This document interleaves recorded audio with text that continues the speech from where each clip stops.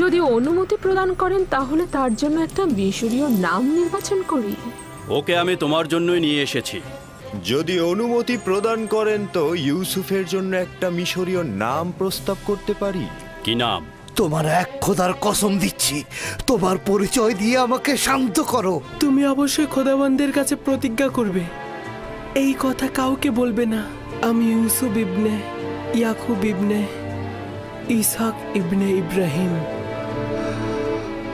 তুমি একজন পয়গম্বর, আমাকে ক্ষমা করো, আমি পয়গম্বরকে চিনতে পারি। উঠুন।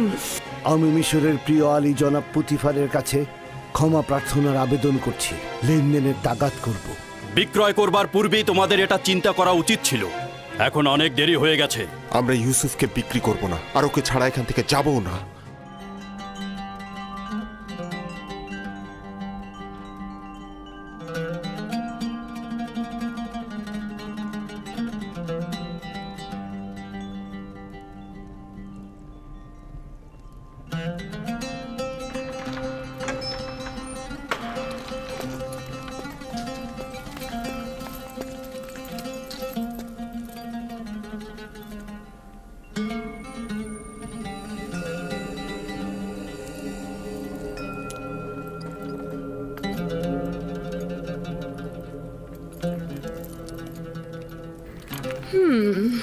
নিশ্চয়ই খোদা তোমাকে নিজ হাতে তৈরি করেছে, আর কতটা সৌন্দর্য দিয়েছে সেটা কি তুমি জানো? রাজমহলের তত্ত্বাবধায়ক হানিফারকে ডেকে আনা হোক।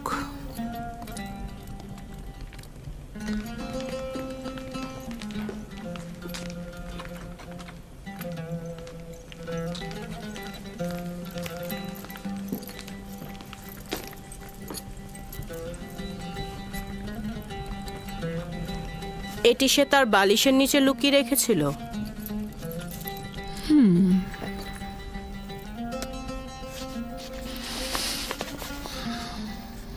আমার বানু, এটা ইউজারসিফকে কেনার সনদ। শামুন নামের একজন ইউজারসিফকে মালিকের নিকট বিক্রয় করেছেন।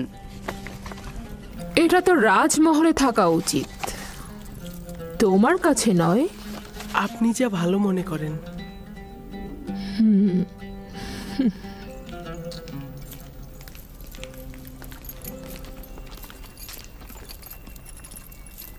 বলুন আমার বানু।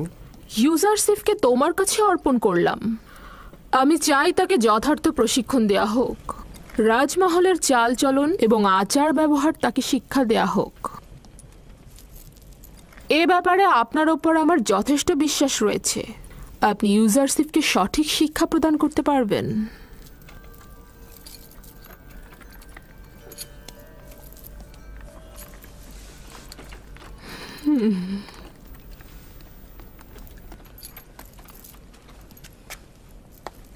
দেখে কিন্তু মনে হচ্ছে না সম্মান প্রদর্শনের এই ভঙ্গি সে উপভোগ করছে। এই মরুচারী তো ভেড়া চড়ানোই জানে না, আর আপনি ওর কাছে সম্মান প্রদর্শন আশা করছেন? ওর তো বংশ পরিচয় নিয়েই আমি সন্দিহান। ও সম্মান প্রদর্শন শিখবে কোত্থেকে? দেখো, এই পোশাকে তাকে কি সুন্দর লাগছে। আস্তে, প্রকাশ্যে ওর এমন তারিফ করবেন না, তাতে অহংকারী হয়ে যাবে। এসো আমার সঙ্গে।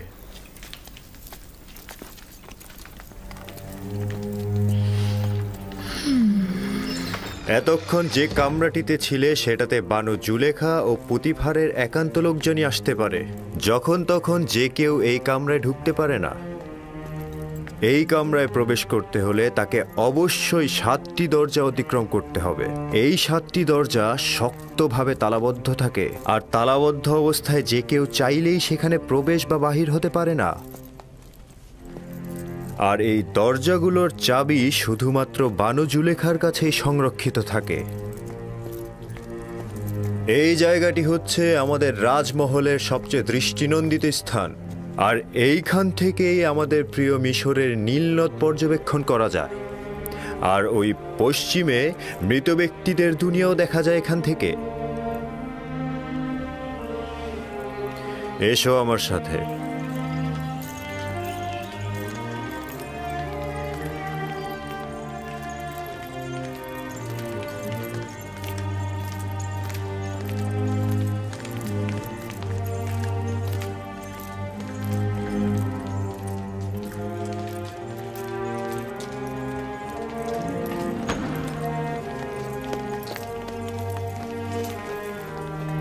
এটি বানু জুলেখার নির্দিষ্ট কামরা। তিনি অত্যন্ত দাম্ভিক ও অভিজাত পরিবারের সন্তান। তোমাকে সতর্ক থাকতে হবে, কখনোই তার ফরমানের অবাধ্য হওয়া যাবে না। চলো যাই।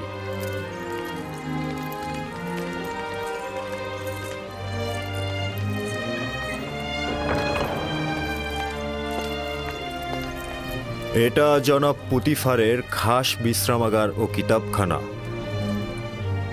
জনাব পুতিফার হলেন মিশরের দ্বিতীয় শ্রেষ্ঠ ব্যক্তি। তোমাকে শিখতে হবে কিভাবে রাজ্যের সম্মানিত ব্যক্তিদেরকে কুর্নিশ করে সম্মান দিতে হয়। ও হচ্ছে সুপার, কিতাবখানা রক্ষক এবং জনাব পুতিফারের বইগুলোর বিশেষ পাঠক। চলো যাই।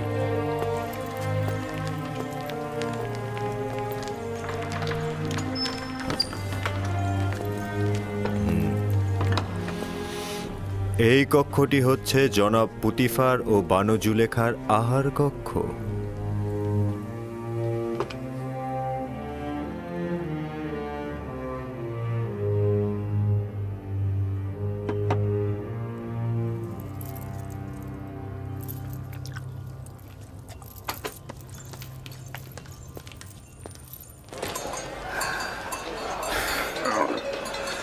আমি যে করেই হোক ইউসুফকে নাজাত দেব, তার মুক্তির পথ খুঁজব। এমন ভাবে বললেন যেন ইউসুফ জেলখানায় আর আপনি তাকে মুক্ত করবেন। কয়েদখানায় থাকা আর গোলামি করা তো একই। কিন্তু পুতিফারের রাজমহলে ওর মতো গোলাম আর একজনও নেই। যদি পাখির জন্য আকর্ষণীয় খাঁচা বানানো হয়, তবে কি সেটা পাখির জন্য খাঁচা নয়? ইউসুফকে মুক্ত করে ইয়াকুবের কাছে নিয়ে যাব। এর আগে আমি কিছুতেই মিশর ত্যাগ করব না। কিন্তু আপনি দেখেছেন পুতিফার আর ওর স্ত্রী ওকে কতটা ভালোবাসে। কিন্তু ইয়াকুব নবীর তুলনায় তা নগণ্য। ইউসুফের বিচ্ছেদে না জানি ইয়াকুবের কি অবস্থা হয়েছে। কিন্তু মালিক, ইউসুফ তো নিজেই বলেছে তার মিশরে আসাটা খোদাবন্ধের ইচ্ছায়। এটি আমার সর্বশেষ বাণিজ্য। যত দ্রুত সম্ভব জিনিসপত্র বিক্রি করে ব্যাবেলে ফিরে যাও। কি?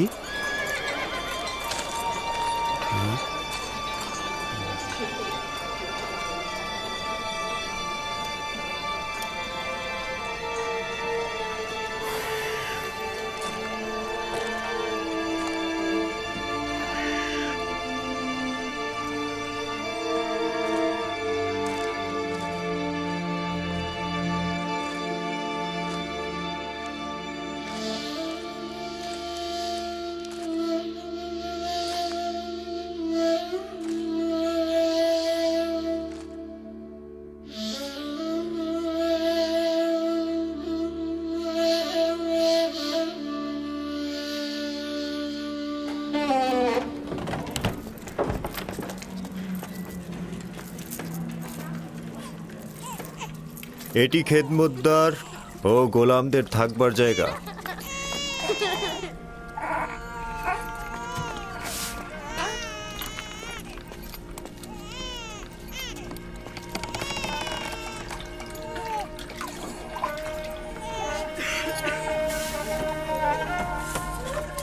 জনাব হানিফার এসেছে, জনাব হানিফার এসেছে, জনাব হানিফার এসেছে। এরা সকলেই জনাব পুতিফারের রাজমহলের খেদমতদার। এরা মহলের বিভিন্ন অংশে কাজ করে থাকে। কেউ কেউ প্যাপিরাসের খামারে কাজ করে, আবার কেউ কেউ তুলা চাষও করে।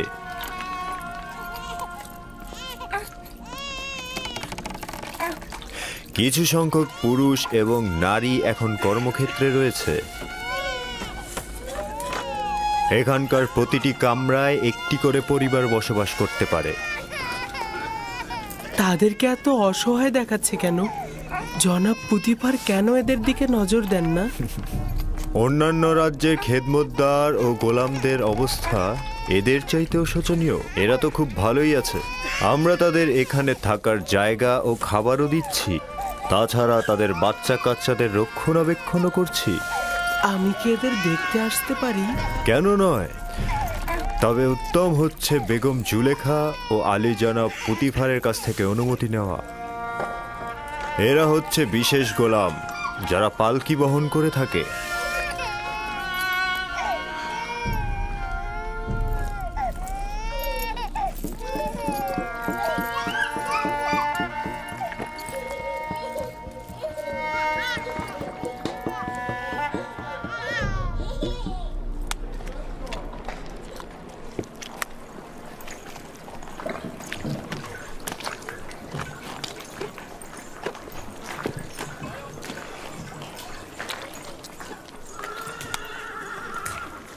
এখানে প্যাপিরাস থেকে লেখার কাগজ তৈরি হয়। আলী জনাব হানিফার ওপর দরুদ বর্ষিত হোক। এটা প্যাপিরাসের কাগজ, এটাতেই লেখা হয়। আমরা লেখার জন্য পশুর চামড়া ব্যবহার করতাম। এটা কিন্তু পশুর চামড়ার থেকেও উত্তম। তুমি কি লিখতেও পারো? যিনি আমাকে সৃষ্টি করেছেন তিনি লেখা শিখিয়েছেন। বাহ, বেশ ভালো। একজন গোলাম যদি লিখতে জানে সেটা মালিকের জন্য নিয়ামত স্বরূপ। তুমি কার কাছ থেকে শিখেছ বললে? আমার মালিকের কাছ থেকে। তিনি সব ভাষাই জানেন। খুব ভালো, চলো যাই, ওই দিকটা দেখাই।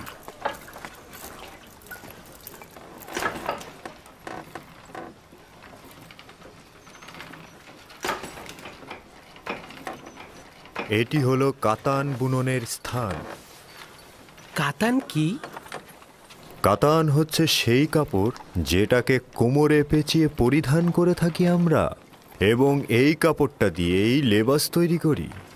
সবচাইতে মোলায়েম যে কাতানটি তৈরি করা হয় সেটার নাম কাতানে সালাতানাতি। শুধু রাজমহলের বাসিন্দাদের জন্যই এ কাতান তৈরি করা হয়। বানু জুলেখার আকর্ষণীয় যে কাতানগুলো আছে সেগুলো এখানেই তৈরি হয়। চলো যাই।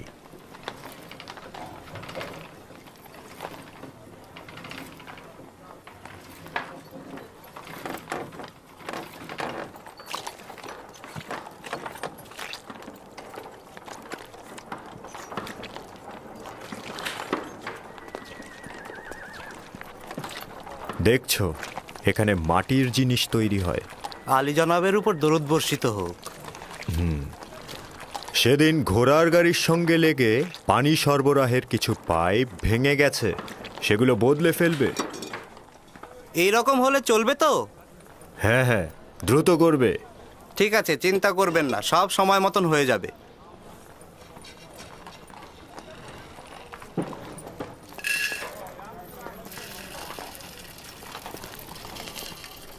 এটি খাদ্য সরবরাহের ভাণ্ডার। রাজমহলের সমস্ত খাবারের উপকরণ এখানেই রাখা হয়।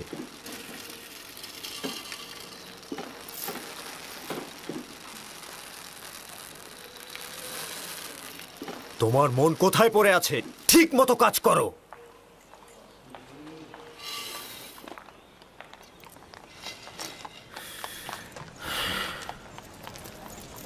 ভুলে যেও না, এখন থেকে তোমাকে তলব করে সওয়াল করা না পর্যন্ত কোনো জবাব দেবে না। কি মনে থাকবে? বানু জুলেখা একজন দাম্ভিক নারী। কখনো কখনো সে রাজসভার সদস্যদের সঙ্গেও কঠোর আচরণ করেন। ছেড়ে দাও, আমি এই কাজ করিনি। বিশ্বাস করো, আমি এই কাজ করিনি। আমাকে ছেড়ে দাও, আমাকে ছেড়ে দাও, আমি করিনি।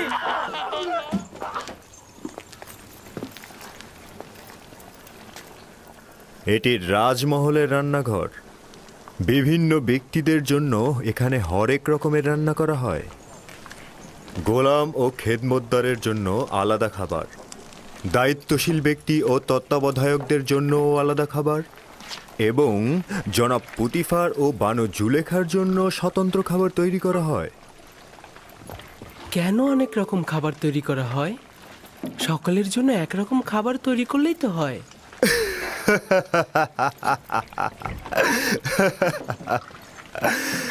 এটা কি করে সম্ভব?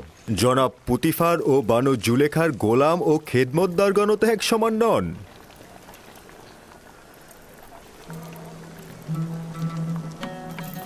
ও হচ্ছে ইউজারশিপ। এখন থেকে ইউজারশিপই তোমাদের খাবার বন্টনে সহায়তা করবে।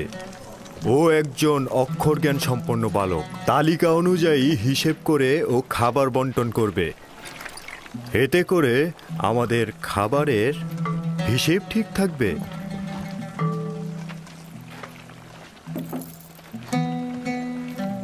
দেখেছো তোমাকে কত আগ্রহের সঙ্গে দেখছে, আর তোমার জন্যই এখানে জড়ো হয়েছে সবাই। তোমরা এখানে কি চাও? নিজেদের কাছে যাচ্ছ না কেন?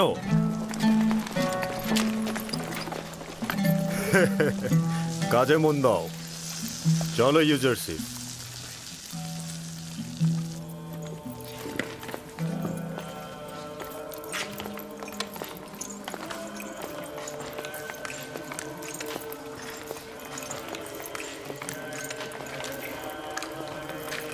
এইটা হলো রাজমহলের ইবাদতখানা, জনাব পুতিফার ও বানু জুলেখা। এবং রাজমহলের ব্যক্তিরা এখানে ইবাদত করেন। আমরা নিজেদের খোদাকে এখানে সংরক্ষণ করে রাখি। তার মানে আপনাদের খোদার থাকার জন্য বসবাসের জায়গা দরকার? অবশ্যই দরকার। খোদাকে তো আর খোলা আকাশের নিচে রোদ বৃষ্টিতে রাখা যায় না।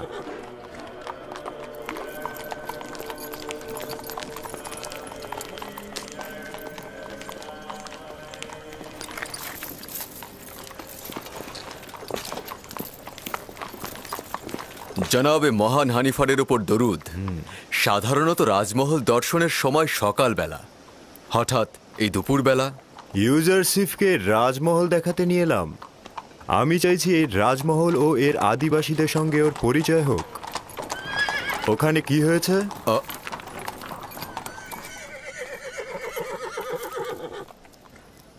রাজমহল থেকে জোহর চুরি হয়েছে। এরা সকলেই রাজমহলের অভ্যন্তরীণ পাহারাদার।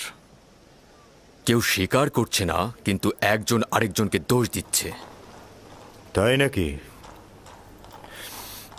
চলো দেখছি ব্যাপারটা।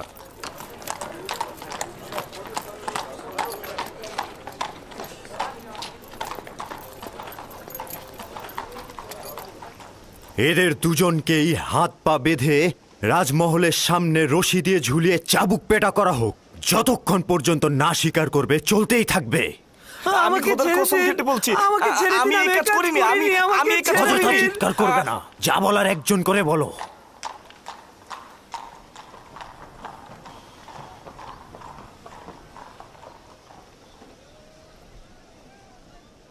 কিন্তু জনাব হানিফার, মহান খোদার কসম, আমি অপরাধী নই।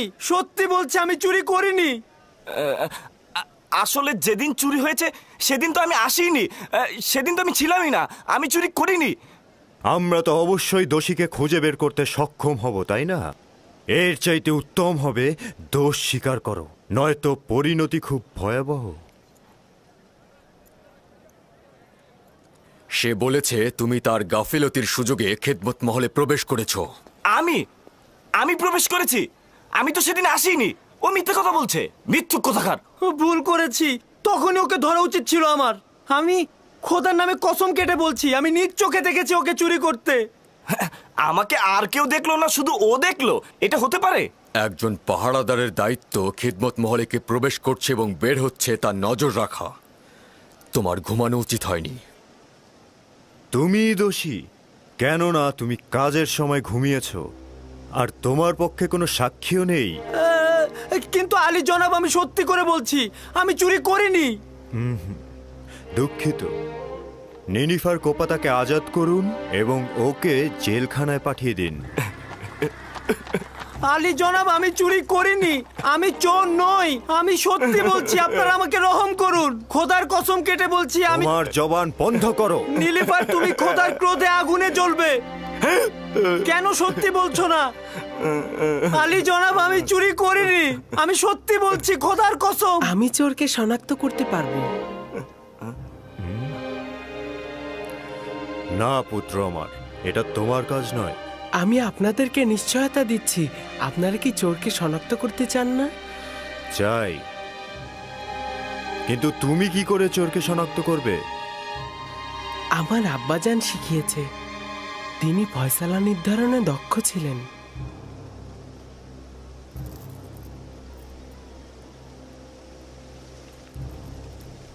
নিশ্চয়তা দিচ্ছ? জি জনাব হানিফার, চাইলে পরীক্ষা করুন। খুবই ভালো।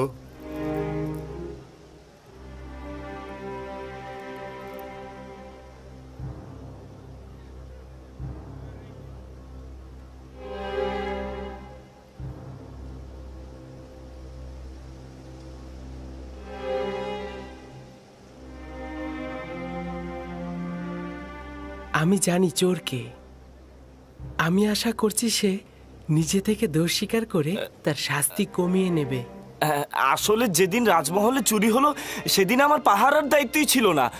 আমি তো সেদিন আসিনি। আমি যে চুরি করিনি এটার কোনো সাক্ষী নেই, তবে সত্যি করে বলছি আমি নিজ চোখে নীলিফারকে চুরি করতে দেখেছি, খোদার কসম। আমি গুনাহগার ব্যক্তিকে শনাক্ত করতে সক্ষম হয়েছি, আর কিছুক্ষণের মধ্যেই আমি তা প্রমাণ করে দেব। জনাব হানিফার, আমি চোরকে শনাক্ত করে ফেলেছি। আপনি অবশ্যই তার গর্দানটা কেটে ফেলবেন। আমি শুধু চাইছি তাকে শনাক্ত করতে। একবার শুধু শনাক্ত হোক। তাকে কোনরূপ ক্ষমা করা হবে না, শুধু শনাক্ত করুন। জনাব রুদামুন, এই দুজনকেই বাগিচার কাছে নতজানু করা হোক।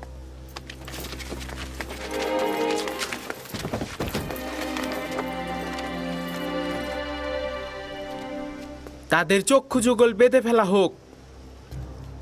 রুমাল নিয়ে এসো।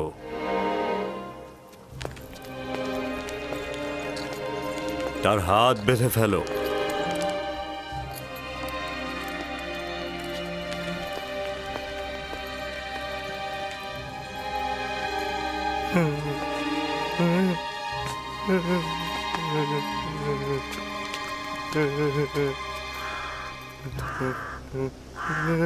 আরো একবার চোরকে সুযোগ দিচ্ছি। তুমি নিজে থেকে দোষ স্বীকার করো, শাস্তি কম পাবে। কিন্তু আমি যদি শনাক্ত করি তাহলে অবশ্যই তোমার গর্দান কাটা হবে।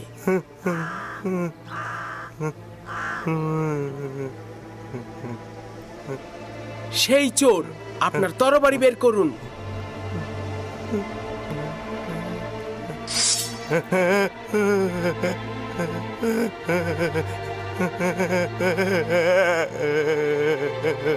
এই চোরটার গর্দান কেটে ফেলুন।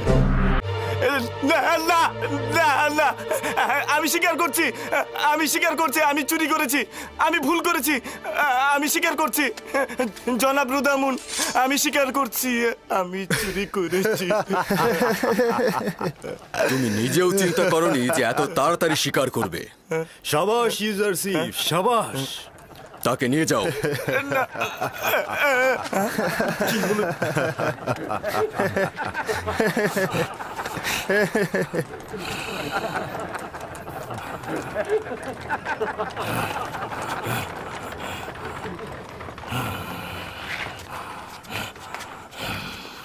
শাবাশ পুত্র আমার, চিন্তিত ছিলাম। আমি ভাবতেই পারিনি যে তুমি পারবে। শুকরিয়া জ্ঞাপন করছি, অনেক অনেক কৃতজ্ঞতা জ্ঞাপন করছি। আমি গুনাহ না করেও শাস্তি পেতে যাচ্ছিলাম। অনেক অনেক শুকরিয়া।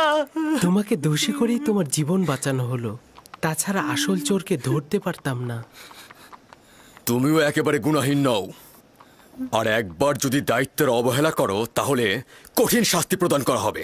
আজ্ঞা শিরোধার্য, এরকম আর হবে না। শুকরিয়া, শুকরিয়া। খুবই ভালো পুত্র আমার, চলো যাই, আমার সঙ্গে এসো। কি দারুণ বুদ্ধি রে বাবা! এই দেখলে কিভাবে চোরটাকে ফাঁদে ফেললো? যেমন বুদ্ধি তেমনই সুদর্শন। আমার তো বিশ্বাসই হচ্ছে না, একটা বালক কি করে এই কাজ করলো।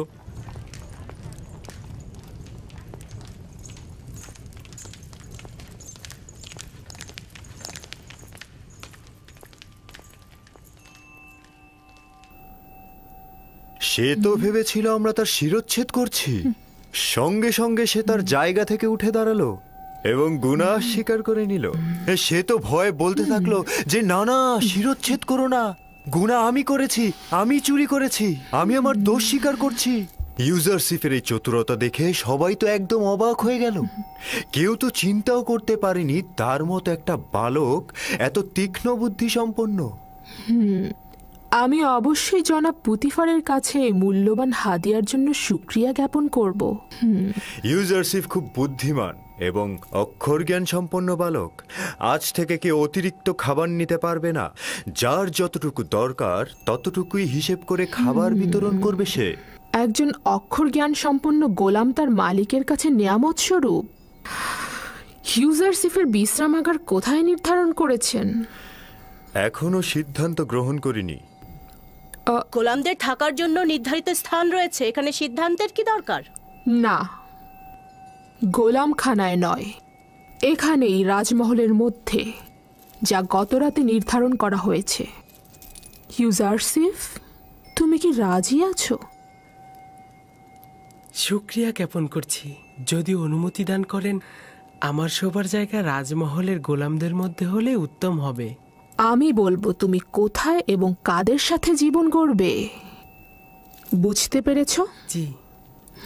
বানু, রাজমহলে একজন গোলামের উপস্থিতি নিয়মের বরখেলাপ। এতে করে অন্যান্য গোলামরা ঈর্ষান্বিত হয়ে উঠতে পারে।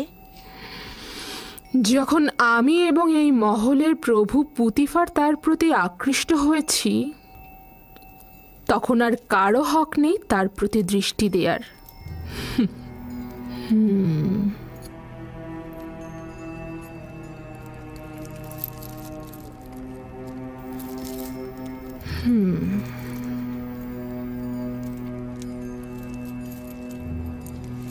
চলো।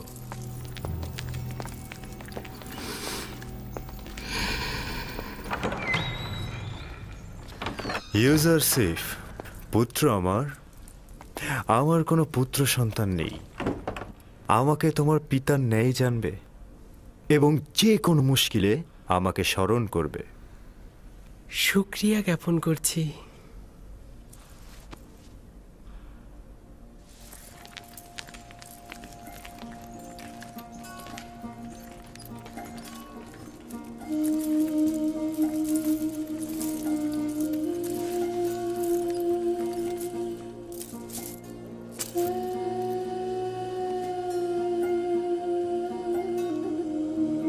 বেচারা আব্বাজান আমার, খোদাবান তাকে সবর করা তৌফিক দিন।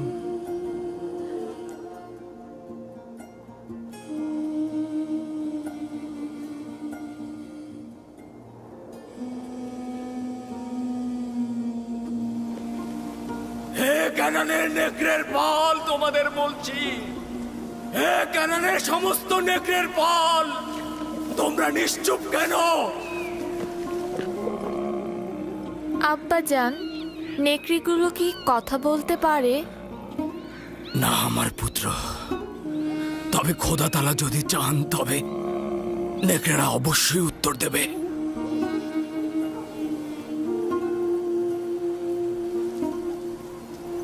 দেখো দেখো আমার পুত্র, ওই যে একটা নেকড়ে, দেখো ওরা আসছে।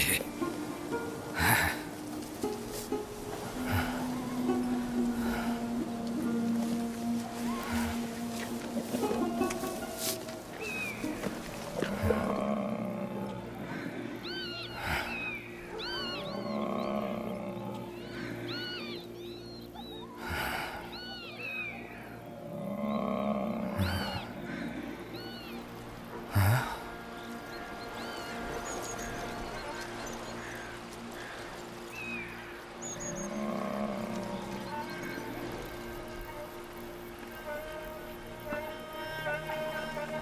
ওই যে দেখো, আব্বাজান আসছে।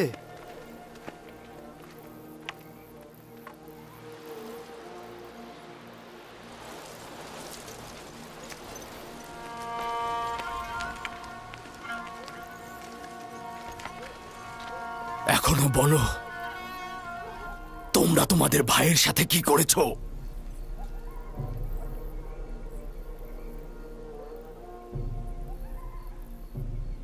কি হলো বলো? কথার উত্তর দিচ্ছ না কেন লাভি? পূর্বে বলেছি তো তোমরা মিথ্যে বলছো। নেকড়েরা অস্বীকার করেছে, ইউসুফের খবর তাদের কাছে নেই। নেকড়ে? নেকড়ে কি করে অস্বীকার করতে পারে? আমি দেখেছি, ওরা আব্বাজানকে বলেছে, ওরা মাথা নেড়ে বলেছে ওরা জানে না। বিলম্ব না করে সত্যি বলো, ইউসুফের সাথে তোমরা কি করেছো? এখনো ফুরসাত রয়েছে। সত্য এটাই যা আগে বলেছি, ইউসুফকে নেকড়েরাই ভক্ষণ করেছে। নেকড়েকে দোষারোপ করো না, তোমরা যা করেছো নেকড়ের বেশে করেছো।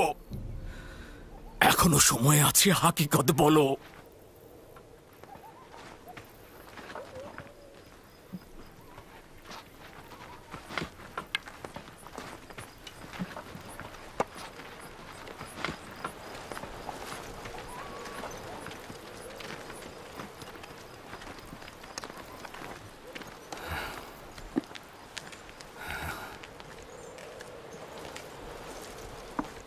খোদা তাআলা সবাইকে তওবা পড়ার ফুরসাত দেন না।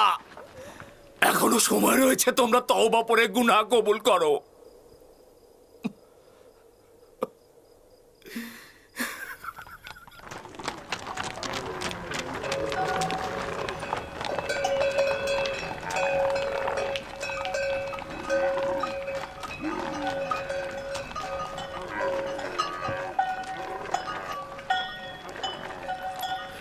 আপনার উপর দরুদ বর্ষিত হোক।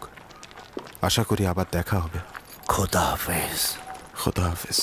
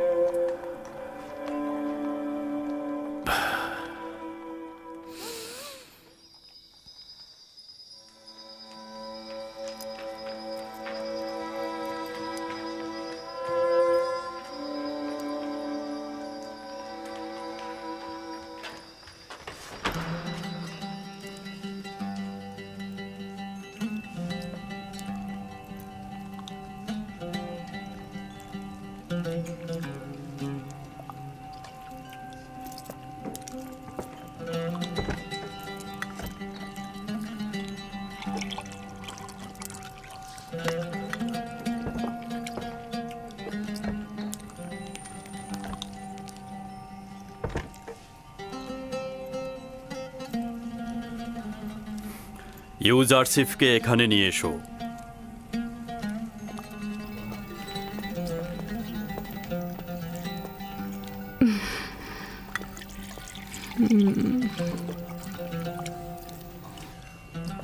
এতদিন তোমার সঙ্গে জীবনযাপন করে আমি উপলব্ধি করলাম যে আমি কখনো সন্তানের অধিকারী হব না।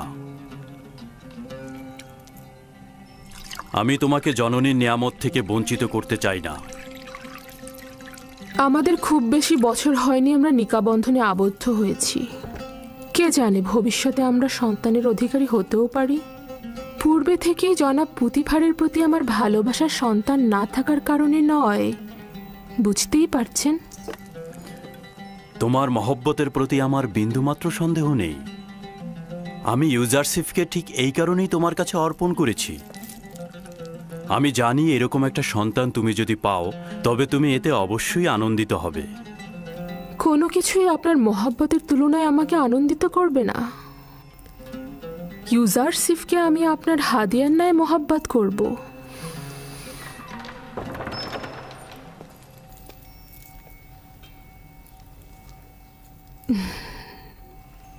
ভাবছি আমরা যদি কখনো সন্তানের অধিকারী হই তবে সে ইউজারসিফের মতো সুদর্শন ও বুদ্ধি সম্পন্ন হবে।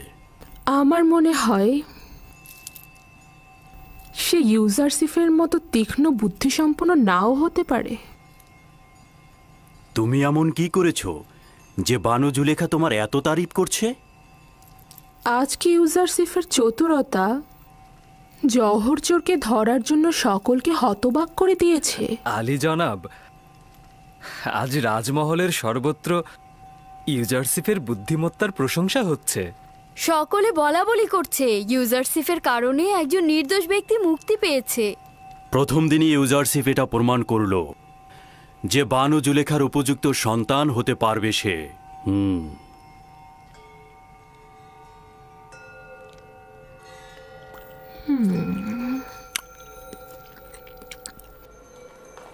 আমি নিজে শুনেছি ইউজারসিফকে সন্তান হিসেবে গ্রহণ করার সিদ্ধান্ত হয়েছে। তাই নাকি? জুলেখা কি সত্যি সত্যি এই সিদ্ধান্ত মেনে নিয়েছে? না, মুখে কিছু বলেনি, তবে রাজি আছে মনে হলো।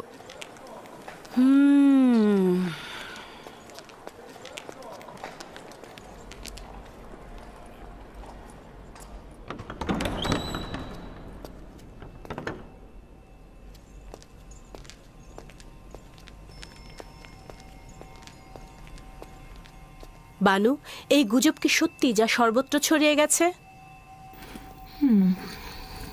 কি ইউজারসিফের সম্পর্কে? অনুমান করলাম ইউজারসিফই হবে। সন্তান হিসেবে ইউজারসিফকে গ্রহণ করার কি হাকিকত আছে? দারুণ নির্বাচন, তাই না? কিন্তু বানু, এটা তো মিশরের পারিবারিক ঐতিহ্য ও আইনের বরখেলাপ। ইউজারসিফ একটা অপরিচিত নিচু বংশের সন্তান এবং সে আপনার সাথে একেবারেই বেমানান। কি করে সে সম্মান পেতে পারে? আমার সন্তান হওয়া মানে কিন্তু সেই নাম যশ সবকিছুর অধিকারী হওয়া। কিন্তু তার ঈমান সম্পর্কে কি বলবেন আপনি? আর কি করে বুঝবেন যে সে আমুন আর মিশরের আইন বিরোধী হবে না?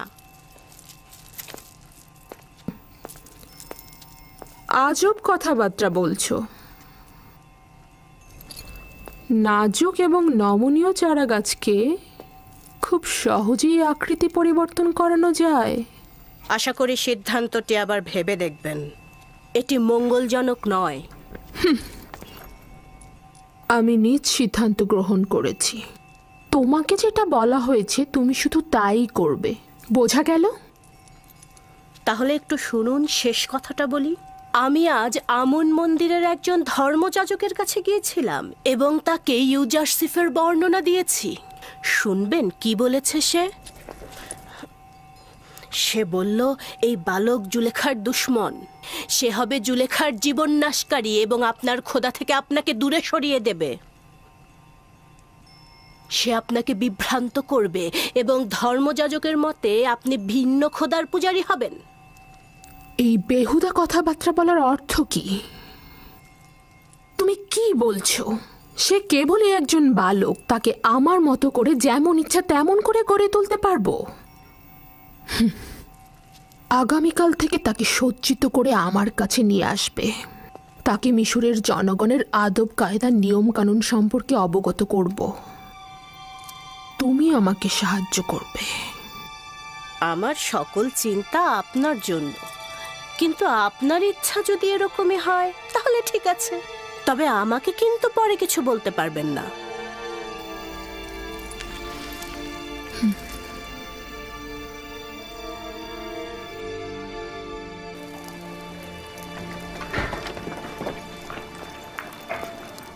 জনাব পুতিফারের খাবার নিতে এসেছি। হয়েছে? ইউজারসিফ না আসা পর্যন্ত খাবার দেওয়া হবে না।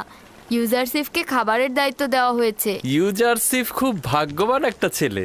ওকে পুতিফার ও জুলেখা চাচ্ছে নিজের সন্তান হিসেবে স্বীকৃতি দিতে।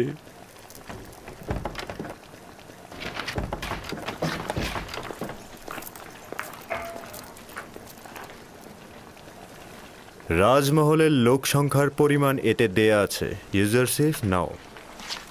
ও যাকে যতটুকু খাবার দিতে বলবে সেই মোতাবেক খাবার বিতরণ করবে।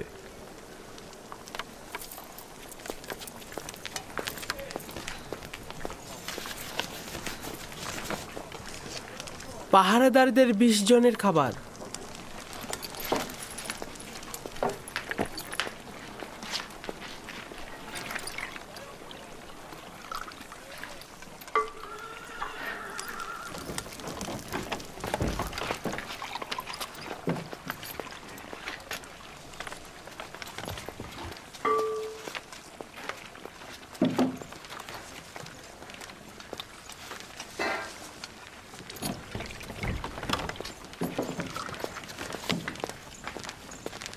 পুরোহিত 20 জন।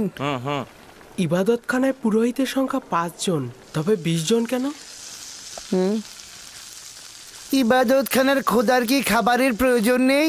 তার মানে তোমাদের খোদাও কি খাবার গ্রহণ করে? না, খাবার খায় না।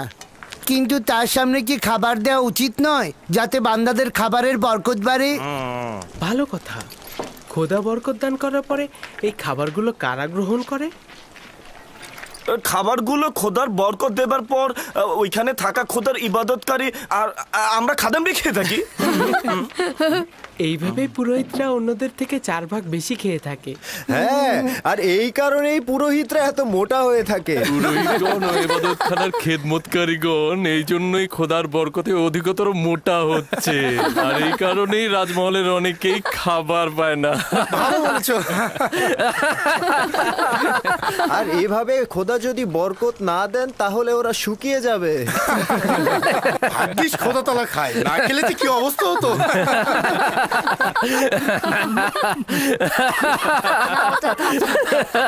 অনেক হয়েছে।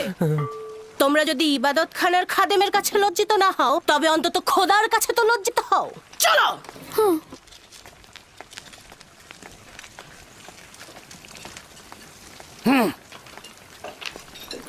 দেখবে উনি গিয়ে ইউজারসিফের নামে ষড়যন্ত্র করবে। এখানে ইবাদতখানার পুরোহিত ও খেদমতদারের সংখ্যা 5 জন উল্লেখ করা হয়েছে। এর বেশি খাবার দেওয়া উচিত হবে না।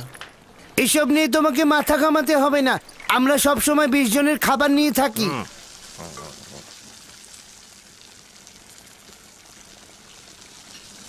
আজ যতটুকু চাই ততটুকু দিয়ে দিন, জনাব হানিফার এর সমাধান করবেন।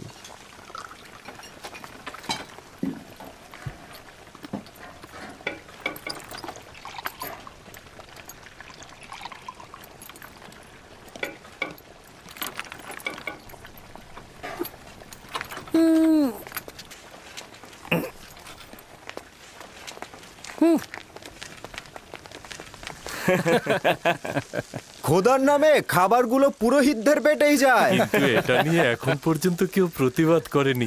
সাবাস পুত্র, সাবাস পুত্র, সাবাস সাবাস। সেদিন নীলিফার আচ্ছা মতো অপদস্থ হয়েছে, আজ হলো খাদেমরা। বাপরে বাপ, সেই দিন নীলিফার কুপ্তাকে যেইভাবে চোর প্রমাণিত করলো। বালকটি সাহসী ও বুদ্ধিমান। এই হানিফার আসছে। কি ব্যাপার, কি করছো ইউজারসিফ? কোনো মুশকিল হয়নি তো আবার? না আলী জনাব, ওর সাথে ইবাদত খানার খাদেমদের বিরোধ হয়েছে। খাদেমদের অতিরিক্ত খাবার নেয় ও আপত্তি জানিয়েছে। কারি মামাও তখন এখানে ছিল। আমার মনে হয় পুরোহিতগণ এবং কারি মামা এই বালকটির বিরুদ্ধে ষড়যন্ত্র করবে।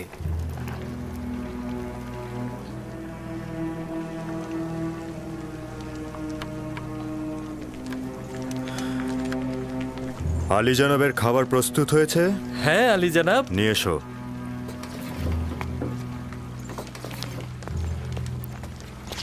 তুমিও এসো ইউজারসিফ।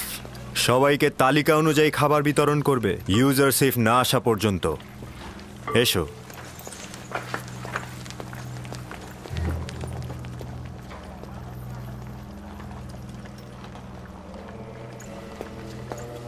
আপনি তো ছিলেন না, তাই জানেন না রাজমহলের কর্মচারীরা কি করে হাসছিল। রাজমহলের কর্মচারীরাও তার সাথে ছিল। পুতিফার একজন বালককে রাজমহলের খাবারের দায়িত্বে নিয়োজিত করেছে। হানিফার তাকে তত্ত্বাবধায়ক বানিয়েছে। আমার পূর্ণ বিশ্বাস সে কাফের এবং আমাদের খোদার ইবাদত করে না। যদি তোমাদের কথা সত্যি হয় তাহলে আমিও তাকে ছেড়ে কথা বলবো না। আমি পুতিফার ও জুলেখার সাথে এই বিষয় নিয়ে কথা বলবো, তোমরা একদম চিন্তা করো না।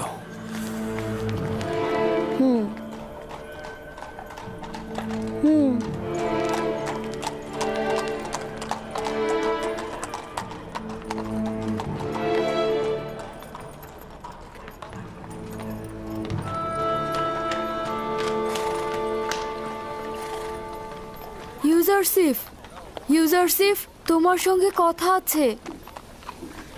মেনিসাপু, কি হয়েছে? এখানে কি করছো? তুমি আমাদের খোদার ইবাদত করো না কেন? তুমি কি কাফের? তোমার উদ্দেশ্যটা কি? পুরোহিত মেঙ্গি, পুরোহিত খুপুকে বলছিল যে তুমি নাকি কাফের, আর এটা যদি প্রমাণিত হয় তবে তারা তোমাকে জীবিত রাখবে না। যদি আমার খোদা না চায় তাহলে কোনো কিছুই হবে না। তার মানে কি তুমি সত্যি সত্যি কাফের? তোমাকে নিশ্চয়তা দিচ্ছি আমি কাফের নই, আমি খোদার ইবাদতকারী। তার মানে কোন খোদা? তোমার খোদা, আমার খোদা, আমাদের সকলের খোদা। খুবই ভালো, যাক আমি শান্তি পেলাম। তুমি কি জানো খোদা তাআলা তোমাকে নাজাতের জন্য আমাকে পাঠিয়েছে? আমাকে কিছু বললে? না না, আমি নিজের সঙ্গেই কথা বলছিলাম। কিছু হয়নি, তুমি যাও। এসো আমরা খেলা করি। আচ্ছা ঠিক আছে, আমি আসছি।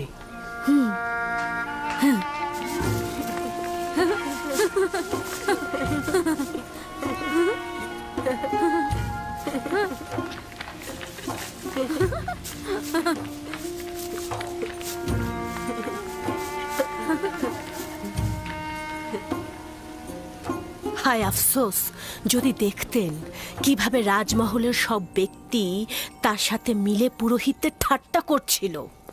কিভাবে একজন বালক ইবাদতখানার পুরোহিতগণের ঠাট্টা এবং উপহাসের কারণ হলো? কারণ ও প্রতীকীভাবে বলছিল পুরোহিতগণ খোদার নামে খাদ্য সংগ্রহ করে নিজেরাই তা ভক্ষণ করে। ঠিক আছে, আমি তার সঙ্গে কথা বলবো। আমার সন্দেহ অমূলক নয়। সে আমুন কেন কোনো খোদাকেই পূজা করে না। জনাব পুতিফার আপনার জন্য অপেক্ষা করছে। দুপুরের খাবারের সময় হয়েছে। বানু, এই বালকটার দিকে নজর রাখা প্রয়োজন। যদি ইবাদতখানার মালিক ক্রোধান্বিত হয় তাহলে তার সাথে সাথে আমরাও বিপদে পড়ব।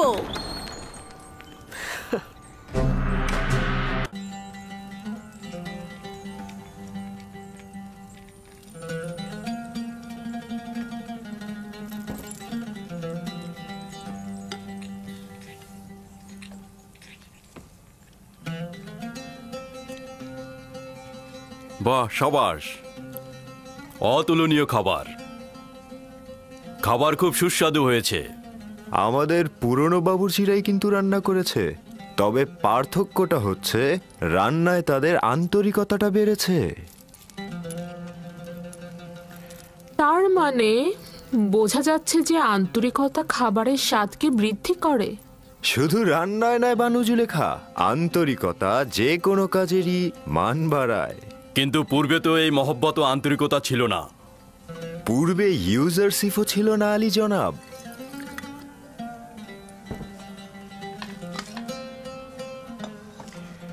ইউজারশিপ, তুমি জাদুশাস্ত্র জানো নাকি?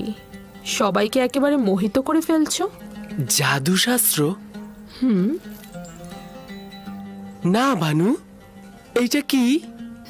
সে কাজকে ভালোবাসতে জানে, তার জাদু শেখার কোনো প্রয়োজনই নেই। আগামীকাল থেকে ইউজারশিপ রান্নাঘরের দায়িত্বের পাশাপাশি আমাদের খাবারের দায়িত্ব পালন করবে।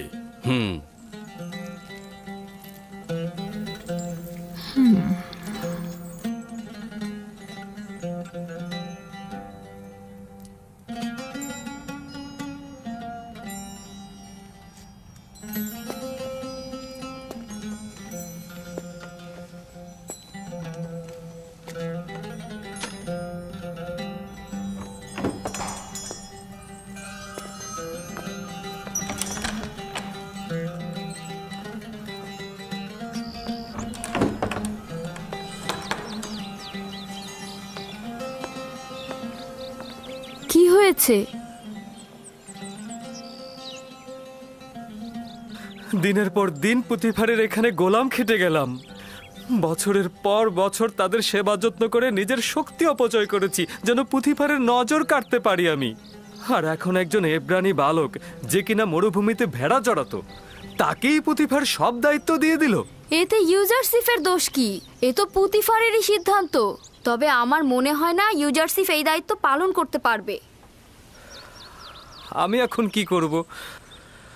আমাকে এখন মরুভূমিতে উটের দায়িত্ব দিবে, না হয় হয়তো পাথর খনিতে কাজে লাগাবে। আমি বলছি কি, তুমি ইউজারশিপের সাথে কথা বলো, হানিফারের সাথেও বলতে পারো। আমার মনে হয় কোনো একটা উপায় বের হবেই। হ্যাঁ, খাবার ঘরটা গুছিয়ে ফেলো, যাও।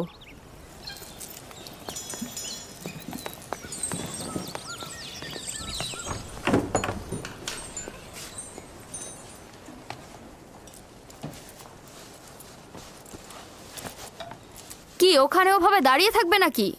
আমাদের একটু সাহায্য করো। এখন থেকে পুতিফারের দস্তরখানার দায়িত্ব এই ইউজারশিপের। আমার অধিকার নেই হস্তক্ষেপ করার। তুমি কি আমার উপরে রেগে আছো? মনে হচ্ছে তুমি কিছুই জানো না। তোমার কারণেই তো সব নষ্ট হয়ে গেল। হায় আফসোস, কত দিন ধরে চেষ্টা করেছি খানসামার জায়গায় পৌঁছাতে। এখন সম্ভবত ওকে কোনো শস্য খামারে পাঠানো হবে অথবা পাথরের খনিতে।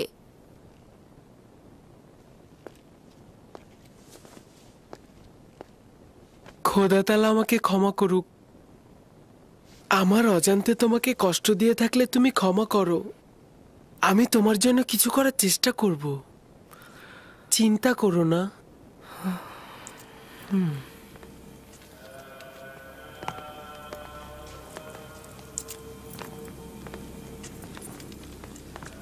বানু জুলেখা আসছে আলী জনাব।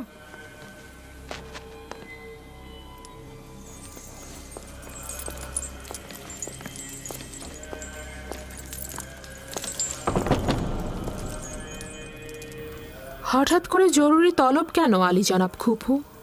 আফসোস হে বানু, আমার মন্দিরের সিদ্ধান্ত নেবে একজন তুচ্ছ বালক যে কিনা ভেড়া চড়াতো। আমার মনে হচ্ছে আপনার কোথাও বা ভুল হচ্ছে। এই বালকটি অপরিচিত। এই বালকের আচরণে মহান খোদার সঙ্গে দুশ্মনীর নিশানা দেখা যাচ্ছে। তাকে এই রাজমহল থেকে বিতাড়িত করুন, সেটাই ভালো হবে। ইউজারসিফ একজন বালক মাত্র, সে খোদার সাথে কি এমন দুশ্মনী করতে পারে?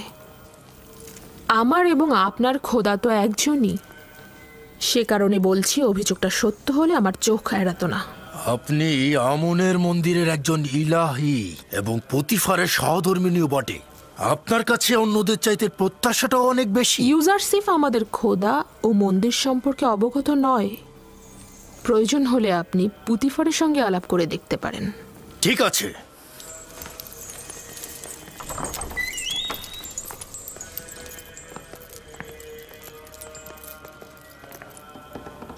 আলী জনাব, আপনি কি সিদ্ধান্ত নিয়েছেন যে একজন বালক রাজমহলের খাবার বন্টনের দায়িত্ব নেবেন? ইউজারসিফ তো শুধু খাবার বন্টনের তালিকা দেখে খাবার বিতরণ করতে চেয়েছেন।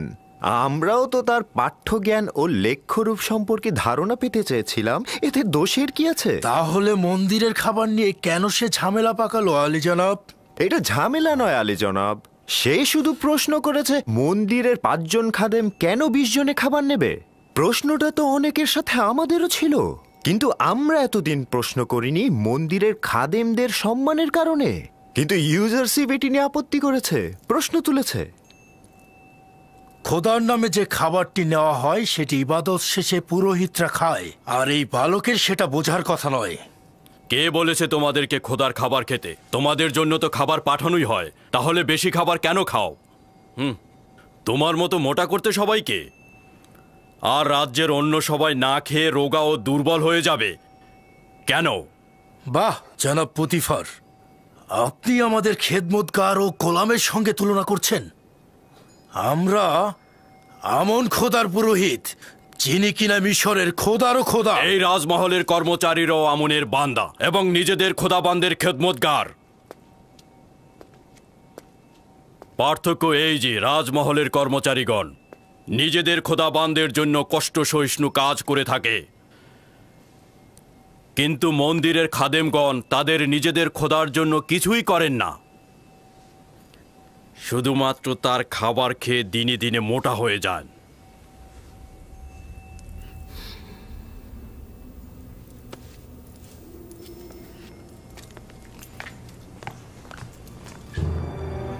শুনুন তবে, আমি এই অবজ্ঞার সংবাদ আমন মন্দিরের মহান পুরোহিত অজ্ঞামোহরের কাছে পৌঁছে দেব।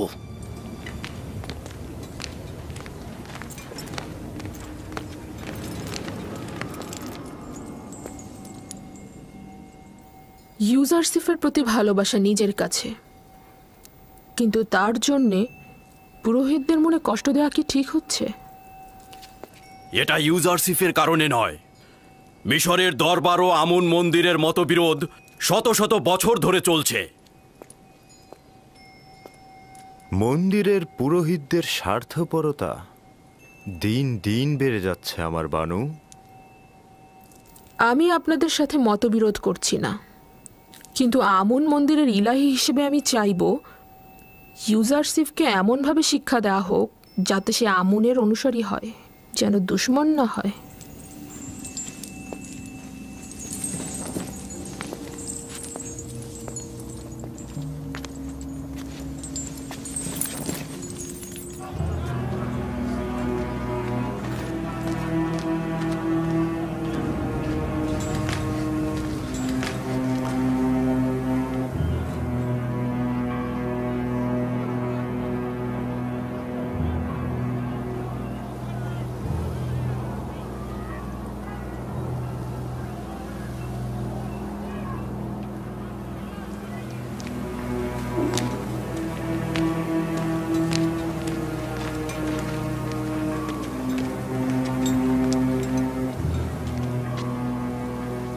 তরুদ, আমন মন্দিরের মহান পুরোহিত আলী জনাব অজ্ঞামোহর। বলো কুপু, শুনছি। আমন মন্দিরের মহান পুরোহিতের কাছে একটি আর্জি নিয়ে এসেছি। আমাকে পুতিফারের রাজমহল থেকে অব্যাহতি দেওয়া হোক। কেন, কি এমন ঘটেছে সেখানে? পুতিফারের রাজমহলে আমুন ও আমুন মন্দিরের সকল পুরোহিতদের নিয়মিত অবজ্ঞা করা হচ্ছে আলী জনাব। সকলে কাফের, বিশেষ করে পুতিফার সবচাইতে ঈমানহীন অবস্থায় আছে আলী জনাব। এখনো আমার উত্তর দাওনি, কি এমন ঘটেছে? একজন ইব্রানি বালক ইউজারসিফ আমুন মন্দিরের সকল পুরোহিতদের বিপরীত চারণ করেছে, সবাইকে আমাদের বিরুদ্ধে উত্তেজিত করে তুলেছে এবং আমাদেরকে ধীরে ধীরে সকলের সামনে হাসি ঠাট্টার পাত্রে পরিণত করছে আলী জনাব। একজন বালক তোমাদের এত সব বিপদে ফেলছে? আমি তো ভেবেছিলাম আমেন হতে অথবা পুতিফার মন্দিরের সাথে দুশ্মনী করছে। কল্পনাও করিনি একজন বালকের নামে নালিশ করবে। কিন্তু সে তো একজন মামুলি বালক। বন্ধ করো, বন্ধ করো। তোমার রাজমহল ত্যাগ করা উচিত হয়নি। কেউ জেনে ফেলার আগেই এক্ষুনি ফিরে যাও। পুতিফারের মহলেই তোমাকে বেশি প্রয়োজন। আমরা মিশরের প্রতাপশালী রাজাধিরাজ আমেন হতেবের উৎখাতের প্রতীক্ষায় আছি। আর এই সময় কিনা এক মহান পুরোহিত এক নগণ্য বালকের মোকাবেলায় পরাজিত হয়ে মাথা নিচু করে পালিয়ে এসেছে। লজ্জা করছে না তোমার? যাও, যাও এখান থেকে।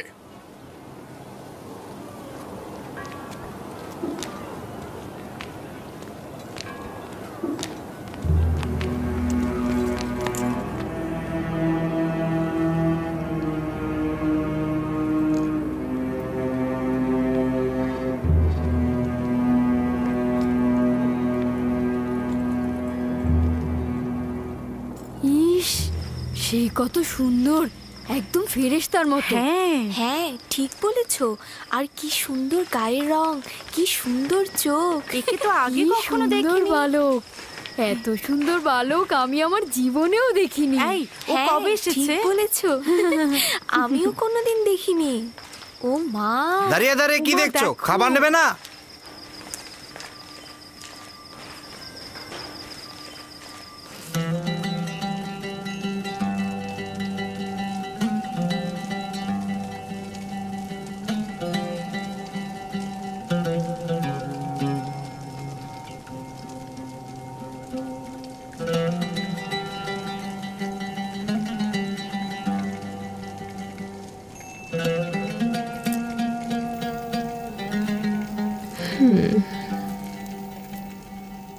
বাবা, বেশ সুসজ্জিত। নিশ্চয়ই তুমি করেছো ইউজারসিফ। আমাকে সামেনি শিখিয়েছে। ইউজারসিফ অত্যন্ত তীক্ষ্ণ বুদ্ধি সম্পন্ন। ইউজারসিফের এই সৌন্দর্য বোধ অবাক করার মতো। ইউজারসিফের এই সৌন্দর্য, জ্ঞান ও রুচিবোধ আমাকে সত্যিই একেবারে বিমোহিত করে ফেলেছে। বাবা, খুব সুগন্ধ আসছে। অনেক শুক্রিয়া ইউজারসিফ। তুমি কি গল্পের বই থেকে কিচ্ছা শিখেছো? হ্যাঁ, শিখেছি, তবে আমার আব্বাজানের কাছ থেকে বেশি শিখেছি। তুমি আজকে রাত থেকে আমাকে গল্প শোনাবে, ঠিক আছে? গল্প? জনাবে পুতিফার সব সময় ঘুমানোর আগে কিচ্ছা শোনেন, না হলে তার ঘুম পায় না। এখন যে আমাকে গল্প শোনায় তার গল্প আর ভালো লাগছে না।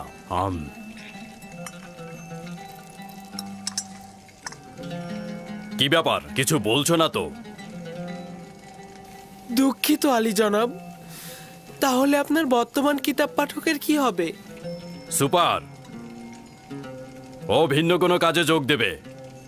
আমি তো এখন তার বিপরীতেই কাজ করছি। এর জন্য সে অনেক কষ্ট পাচ্ছে আলী জনাব। এর কারণে আমারও অনেক কষ্ট হচ্ছে। আমি তাকে আর কষ্ট দিতে পারবো না। তোমার কল্পের দয়া ও মমতা আমাকে মুগ্ধ করেছে।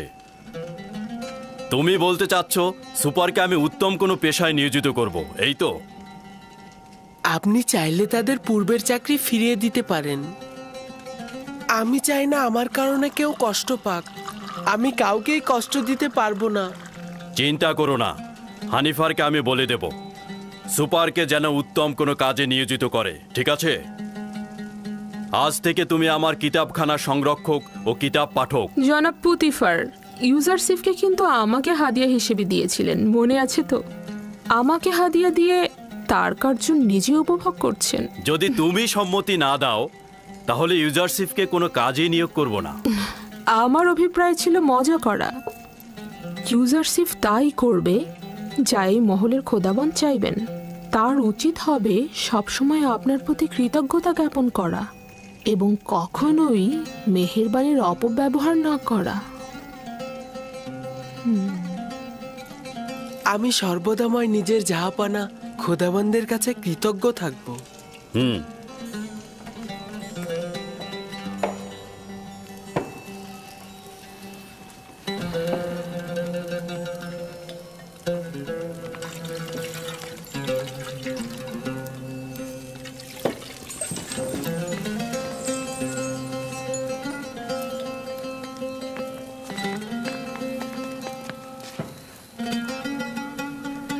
আমার সঙ্গে এসো।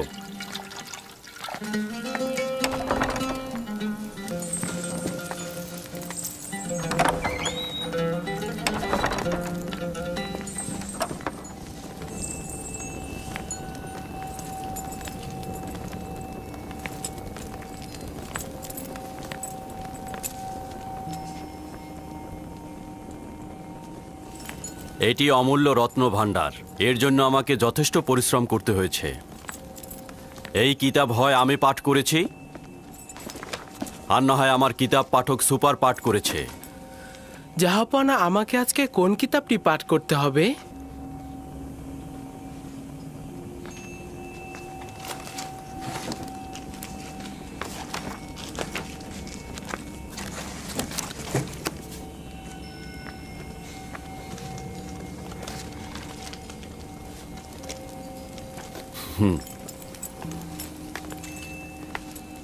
আজ রাতে এই কিতাবটি আমার জন্য পাঠ করো।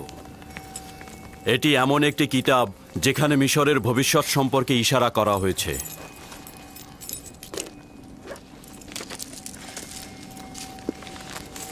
অবগত নই যে কে এই কিতাব লিখেছে, তবে অসংখ্য চিন্তার খোরাক রয়েছে এই কিতাবে।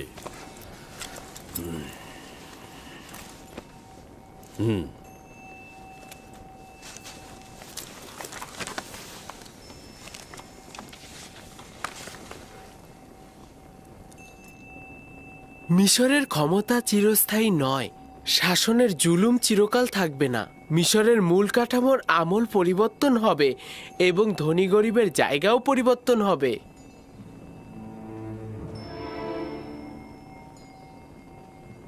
ভিন্ন ধারা প্রতিষ্ঠায় রক্তক্ষয়ী কলহ সৃষ্টি হবে। বৃত্তশালীগণ তাদের প্রাসাদ থেকে বঞ্চিত হবে।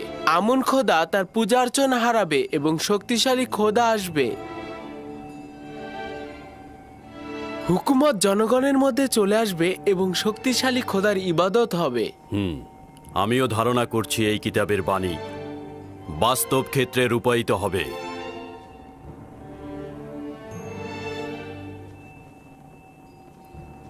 পড়ে যাও।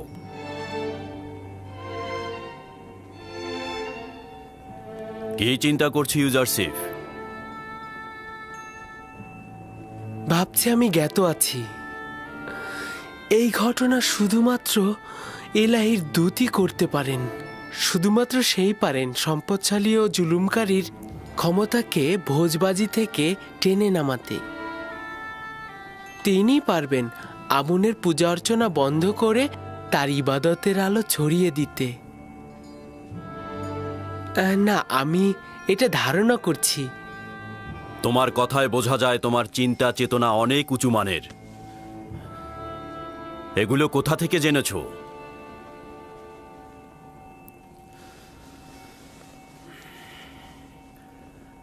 আমি ধারণা করে নিচ্ছি তুমি আমুন খোদার অনুসারী নও, কিন্তু তার দুশমন হবার দরকার নেই। আমন শুধুমাত্র হস্তনির্ভর একটি পাথর, এছাড়া কিছু নয়। তার সঙ্গে দুশমনির কি আছে?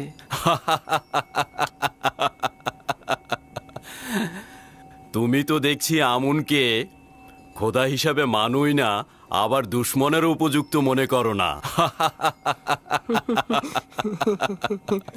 যদি মহামান্য পুরোহিত অজ্ঞামোহর তোমার কথা শোনে তাহলে নিজেই নিজের শ্বাসনালী চেপে ধরবে।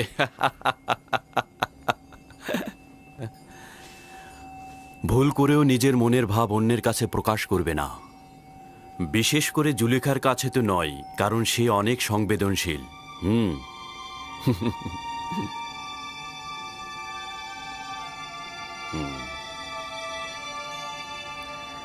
আলী জনাব, আমি জানতে পারি কি জাহাপানা কিসের অর্চনা করেন? পূর্বে সেও আমনের পূজারী ছিলেন, কিন্তু এখন বিষয়টি গোপন রেখেছেন। তুমি আমারটাও শুনে রাখো। আমুন মন্দিরের এই পুরোহিতদের দ্বারা আমি ত্যক্ত বিরক্ত।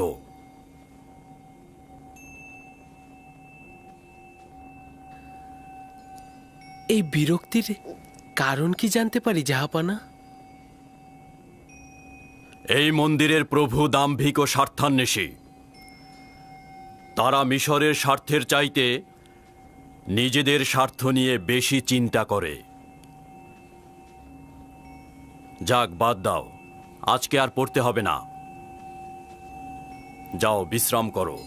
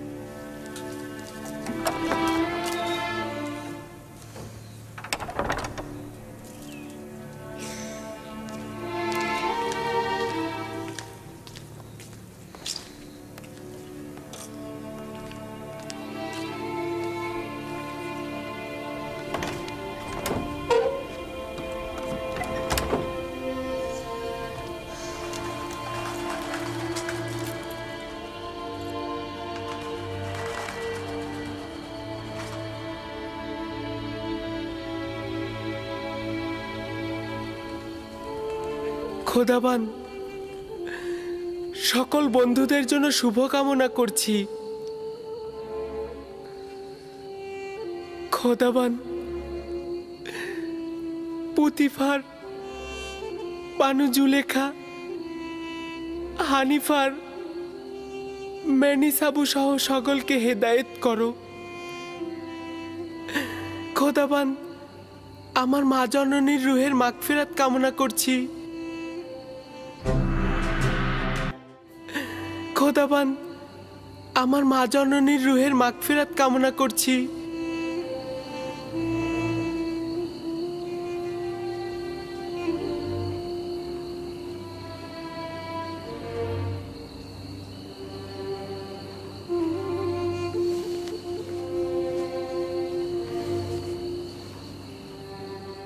খোদাবান, আমার আব্বাজান ইয়াকুবের জন্য সবর ধরার তাগাদ করছি।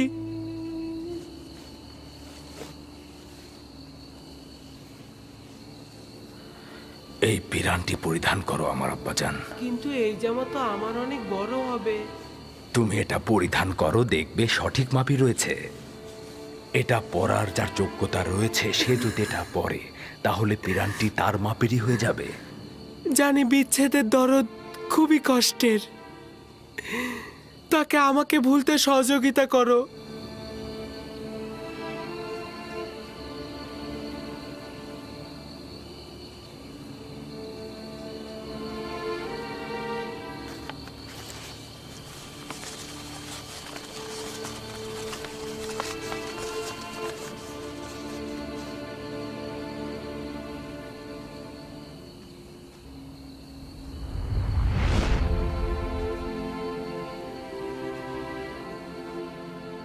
খোদাবন্দের নবী ইউসুফের প্রতি দরুদ। দরুদ খোদাবন্দের বার্তাবাহক ওহির ফেরেশতা। কি করছিলে তুমি? প্রিয় আব্বাজানের কাছে পত্র লিখছি, জনাব পুতিফারের কাছে তাগাদ করব যেন এই চিঠিটা আব্বাজানকে পৌঁছে দেন। না ইউসুফ, এখনো সময় অতিক্রম হয়নি। তোমার আব্বাজানেরও এই বিচ্ছেদ সহ্য করা উচিত। তাকে অবগত করলে কি হবে? অসংখ্য কারণ রয়েছে, তার মধ্যে একটি হচ্ছে তোমার সহোদরগণ। আচ্ছা, তোমার ভাইদের প্রতি কোনো আঘাত করার ইচ্ছে নেই তো ইউসুফ? কি আছে?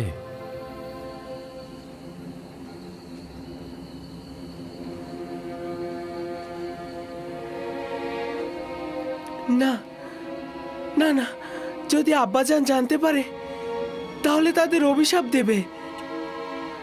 আব্বাজানের অভিশাপে ভাইজানেরা ধ্বংস হয়ে যাবে।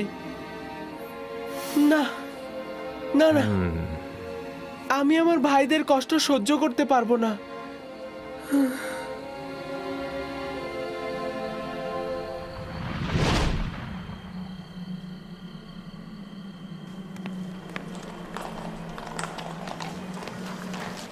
সিদ্ধান্ত হয়েছিল তোমাদের কোনো শস্য খেতে অথবা পাথরের খনিতে প্রেরণ করার, শুধু ইউজারশিপের কারণেই রক্ষা পেলে। আর ইউজারশিপের কারণেই গতকাল আলী জনাব পুতিফার আমাকে নির্দেশ দিয়েছেন তোমাদের উত্তম কোনো কাজে নিয়োজিত করতে। তো এখন তোমরা বলো তো, তোমরা কোন কাজ করতে ইচ্ছুক? আমরা আর কি বলবো, আপনি যা সিদ্ধান্ত নেবেন তাই হবে। তুমি যেহেতু অভিজ্ঞ খানসামা, সেহেতু তুমি জনাব পুতিফার ও বানু জুলেখার খাবার তৈরিতে সহায়তা করবে। আর তুমি স্বাক্ষর জ্ঞান সম্পন্ন, সেহেতু তুমি খাবারের তালিকা নিয়ে আজ থেকে ইউজারশিপের দায়িত্ব পালন করবে। রাজি আছো তো?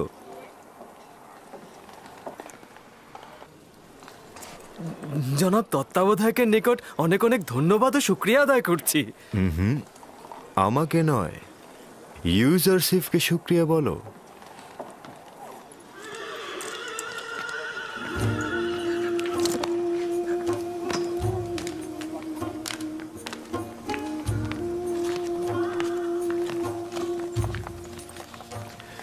তোমার আর রান্নাঘরে যে কাজ নেই, ওরাই তোমার কাজ করে দেবে। তুমি আমার সঙ্গে এসো।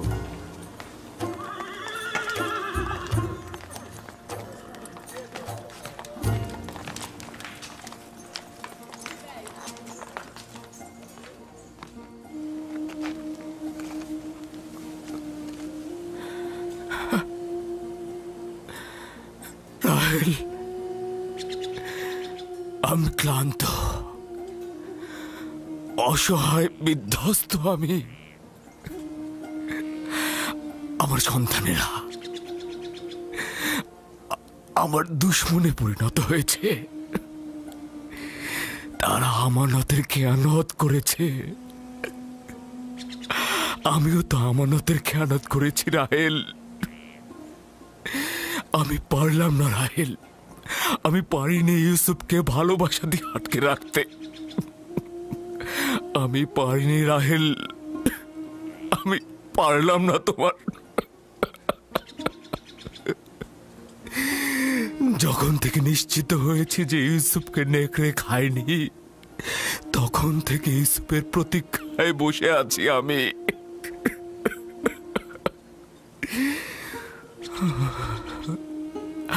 এমন তো না হয় যে ইউসুফকে হত্যা করা হয়েছে। তুমি ভালো বুঝতে পারবে রাহেল,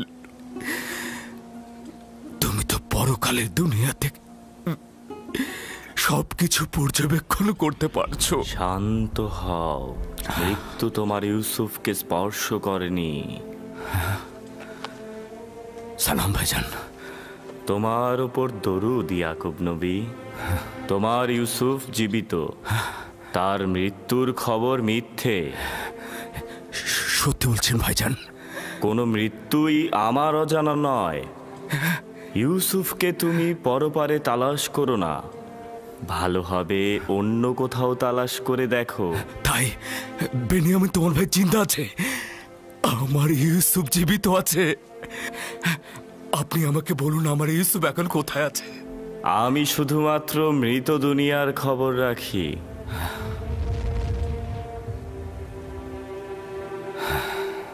উনি কে আব্বাজান? আজরাইল, উনি হচ্ছেন মৃতদের ফেরেশতা। আমি ভেবেছিলাম আজরাইল দেখতে অনেক ভয়ঙ্কর। সবার ক্ষেত্রে নয় আমার পুত্র। শুনেছ রাহেল, আমাদের ইউসুফ জীবিত আছে, ও মৃত্যুবরণ করেনি। আমি ওকে খুঁজে বের করব। আজকে যাই, সূর্য ডোবার আগে ফিরতে হবে। চলো আমার পুত্র। আব্বাজান কোথায় গেছে জানো? কোথায় আর যাবে? রাহেলের মাজার পরিদর্শনে গেছে। সে এখনো রাহেলকে আমাদের আম্মাজানের চাইতে বেশি ভালোবাসে।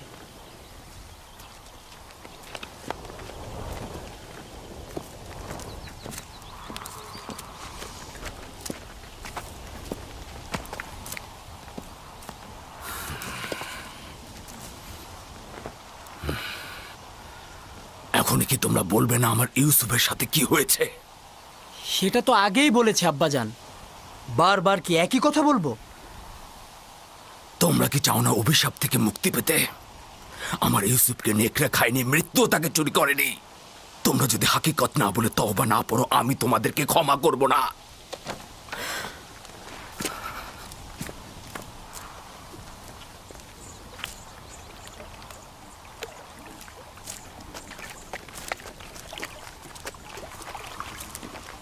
কোথায় গিয়েছিলে? আমার আম্মাজানের মাজারে। আব্বা ওইখানে বুঝতে পেরেছে যে ইউসুফ মারা যায়নি।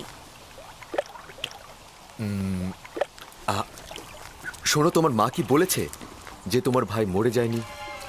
না, শুভ্র পোশাকের এক ব্যক্তি বলেছে। আব্বাজান বলেছে সে মৃত্যুর ফেরেশতা। পাগল হয়ে গেছে। তার কাজ হচ্ছে মরুচারী আর কল্পনা বিলাস। আপনারা পাগল হয়ে গেছেন। আপনারা মিথ্যা কথা বলেন। আমি আপনাদের পছন্দ করি না। ওই বেনিয়ামিন, ভাগ এখান থেকে।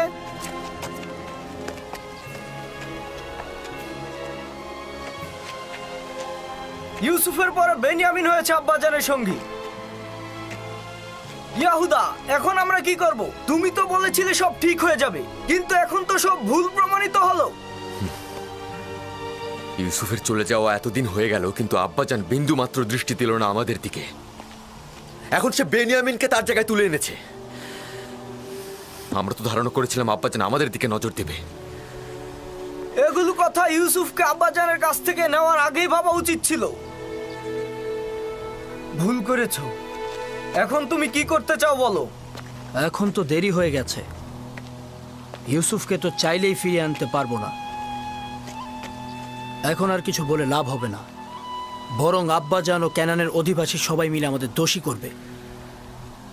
আমাদের নসিবে কি আছে কে জানে।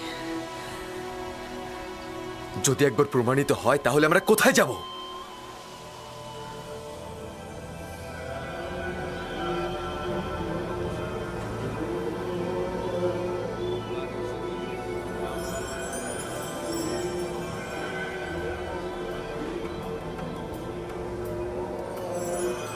তাকে একজন আগন্তুক হিসেবে পরিচয় করিয়ে দিতে পারেন।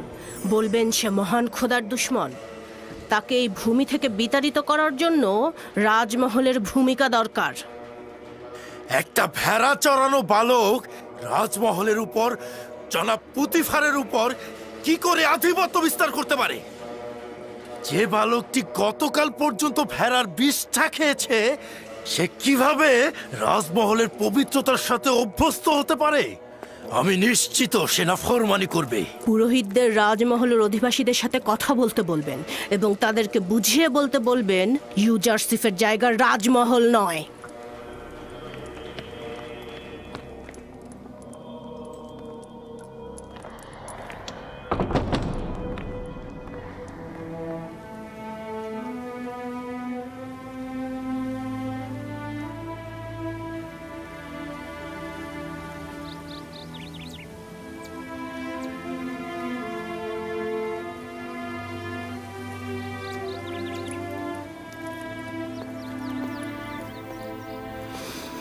প্রিয় বানু, গতকাল রাতে আমি ইউজারশিপকে অন্য এক খোদার সাথে কথা বলতে দেখলাম। কোনো মূর্তি ছিল না, আসমানের দিকে তাকিয়ে কথা বলছিল। খুবই ভালো, তাহলে আজকে প্রমাণ দাও, আমি প্রমাণ দেখতে চাই। অবশ্যই আমার বানু। আজব ব্যাপার হচ্ছে সে পাগলের মতো নিজের সাথেই কথা বলে। এটাকে আপনি কি বলবেন? এখানকার সবাই তাকে তীক্ষ্ণ বুদ্ধিসম্পন্ন বলে মনে করে, আর তুমি বলছো পাগল। এই, তুমি এখানে কি করছো? আমি আগাছাগুলো পরিষ্কার করছি। এগুলো ফুল গাছগুলোকে শুকিয়ে ফেলে, আর এগুলো যদি পরিষ্কার না করি তবে বাগান হয়েছে। এবার কাজে মন দাও।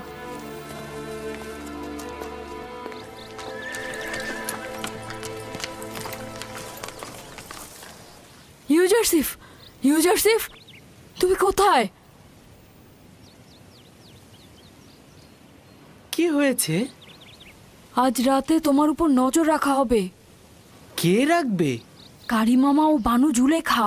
কারিমামা বলছিল তিনি দেখেছেন তুমি অন্য এক খোদার ইবাদত করছো, আর পুরোহিতরাও চাচ্ছে যেন তোমার উপর রাজমহলের সকলে খেপে যায়। সাবধানে থেকো, আমি যাই। ওইগুলো কি ছিঁড়েছো? তোমার জন্যই ছিঁড়তে হয়েছে। আমার? আমি তো তৃণভোজী নই, তাহলে তৃণ দিয়ে কি করব? তা না, আমি তোমার জন্যই বাধ্য হয়েছি ছিঁড়তে। ঘুরে ফিরে তো সেটাই হলো। আরে বললাম তো, কথা শোনার জন্যই তো ছিঁড়তে হয়েছে।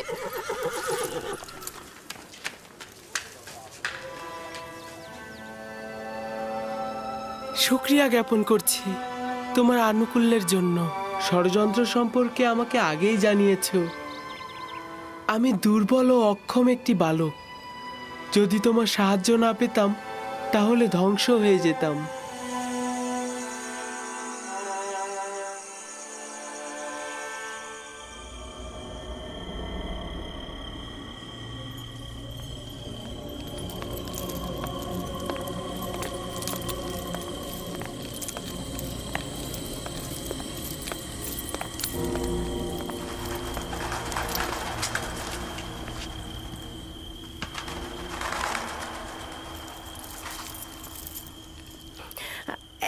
এখন ঘুমাচ্ছে, কিন্তু আমার মনে হয় সে মাঝরাতে উঠে নিজের খোদার প্রার্থনা করবে।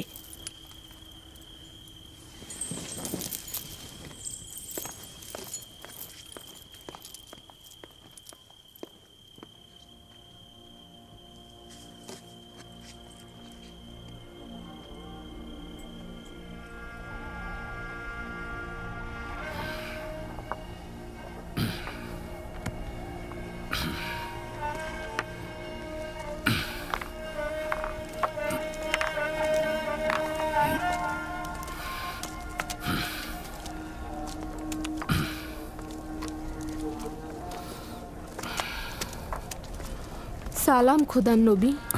দরুদ তোমার উপর। আপনার সিদ্ধান্ত কি এটাই, আপনি এখানে থাকবেন? হ্যাঁ লিয়া, যদি খোদা চায় তো আমি সারা জীবন ইউসুফের জন্য এখানে অপেক্ষা করব। এভাবে আর কতদিন, আর কত অপেক্ষা করবেন? অপেক্ষা অব্যাহত থাকবে যতদিন না পর্যন্ত ইউসুফকে ফিরে পাই আমি। ওই দিন পর্যন্ত আমি এইখানে অপেক্ষা করব। ইউসুফকে নিয়ে অতীতের স্মৃতি রোমন্থন করব, আর ভবিষ্যতের স্বপ্ন বুনে যাব। খাবারের সময় হয়ে গেছে, এবার তো খেয়ে নিন। হ্যাঁ, আসছি। বেনিয়ামিন, এসো পুত্র আমার।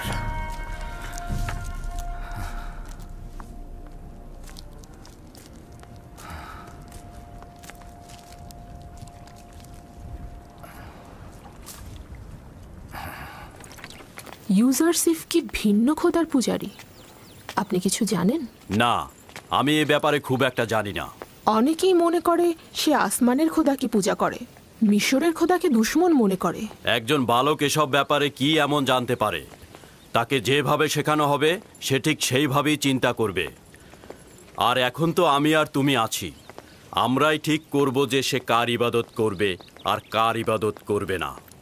যদি চাও তার সঙ্গে আমুন খোদা নিয়ে কথা বলো, আর মন্দিরে যাবার সময় তাকে সঙ্গে করে নিয়ে যাও। আর এতে করে ও মিশরের আইন ও আমুন সম্পর্কে জানতে পারবে।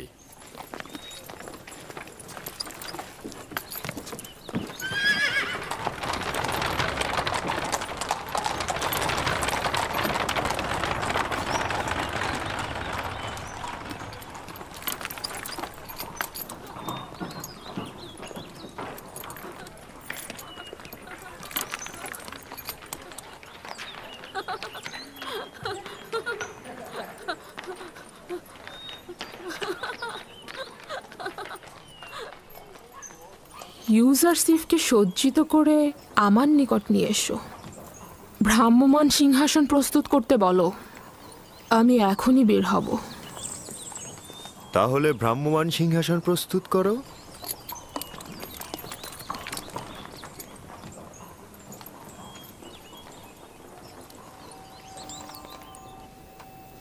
সব সময় এমন সাজসজ্জা করে পরিপাটি হয়ে থাকবে। আজকে তোমাকে অনেক বেশি সুদর্শন লাগছে। মনে হচ্ছে তুমি তোমার বয়সের তুলনায় অধিক বড় হয়ে গেছো। আপনি কি মনে করেন জনাব হানিফার? বিশ্বাস করতে কষ্ট হয় যে ওর বয়স 11 বছর। আজকে তোমাকে আমি ত্যাবর ও আমুনের মন্দিরের সঙ্গে পরিচয় করিয়ে দেব। কি যাবে তো? অবশ্যই যাব। আমি তো আমুন মন্দিরের আইন কানুন জানতে খুবই আগ্রহী। তাহলে এসো আমার সঙ্গে।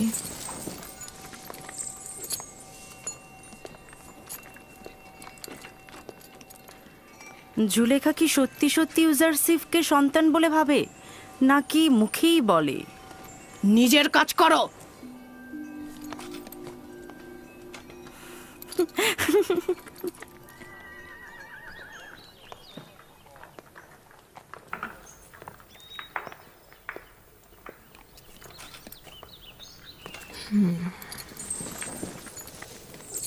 ইউজারসিফ, উঠে এসো।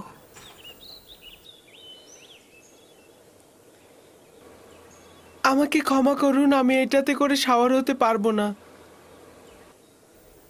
কেন? ভ্রাম্যমান সিংহাসন কি পছন্দ করো না? আমি কারো কাঁধে শাওয়ার হওয়া পছন্দ করি না।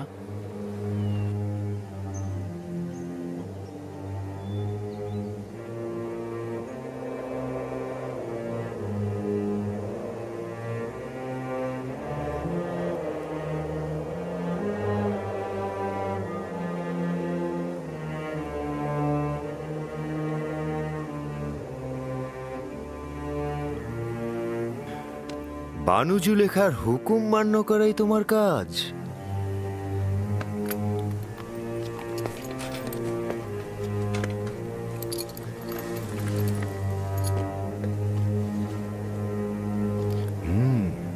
রওনা হও।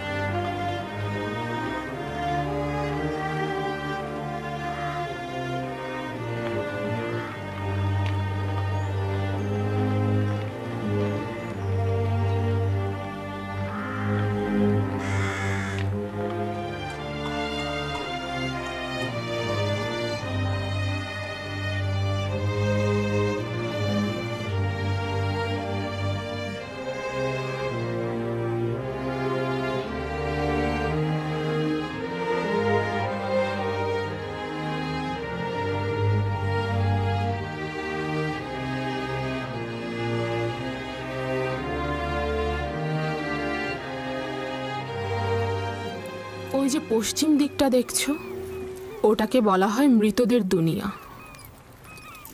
মিশরের মৃত ব্যক্তিদের মমি করে নীলনদের পশ্চিমে সমাধি করা হয়। ওটা এক আজব দুনিয়া।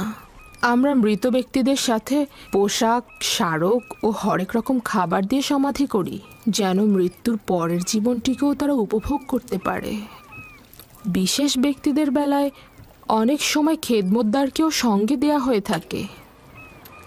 তার মানে দেহটা পচে যাওয়ার পরে এগুলো সবকিছু তারা করতে পারে? জানতাম যে তুমি এই প্রশ্নটা করবে।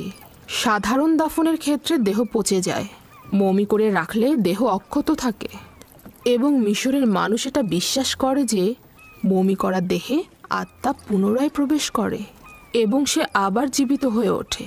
এই সময় সে সঙ্গে করে যা নিয়ে যায় মৃতদের দুনিয়ায় সে তা ব্যবহার করতে পারে।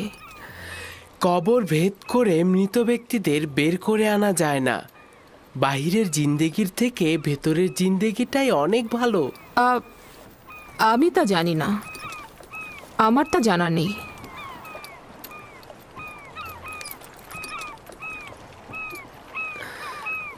যদি আমরা এখানে বেশি সময় থাকি তাহলে বলুন না সিংহাসনটা নিচে নামাতে। তারা তো ক্লান্ত হয়ে গেছে, তাই না? না, এখনই রওনা হব। তারা অভ্যস্ত, এটা নিয়ে চিন্তিত হবার কিছু নেই। মন্দিরে চলো।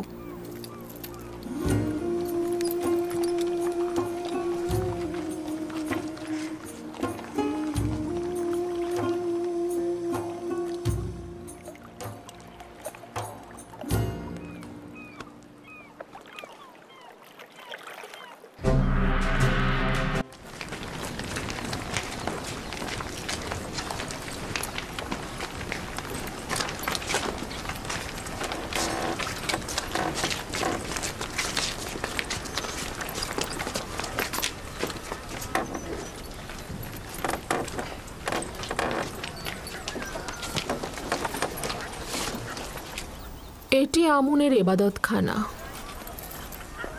আমরা এখন মহান খোদা আমুনের সকালে জাগ্রত হবার উৎসবে সামিল হব।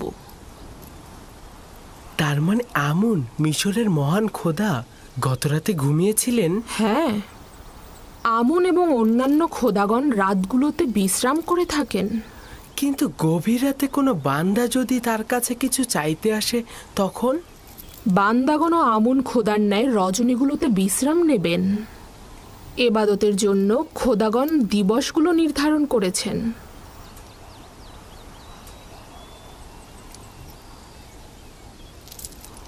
ভেতরে চলো।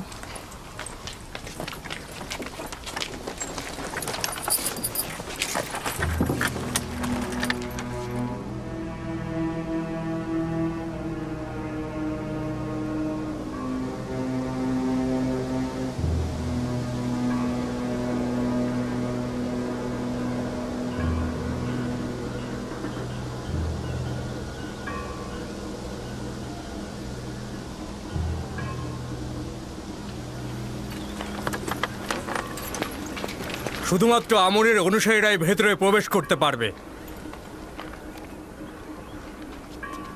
অচেনা ব্যক্তির প্রবেশ নিষেধ।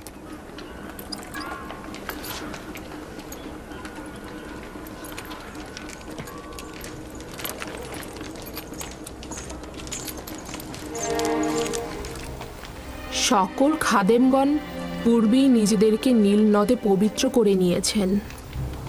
তারা একেবারে এবাদতখানার অভ্যন্তরে প্রবেশ করতে পারেন। খাদেমগণ ব্যতীত কারোই হক নেই এবাদতখানার একেবারে অভ্যন্তরে প্রবেশ করা।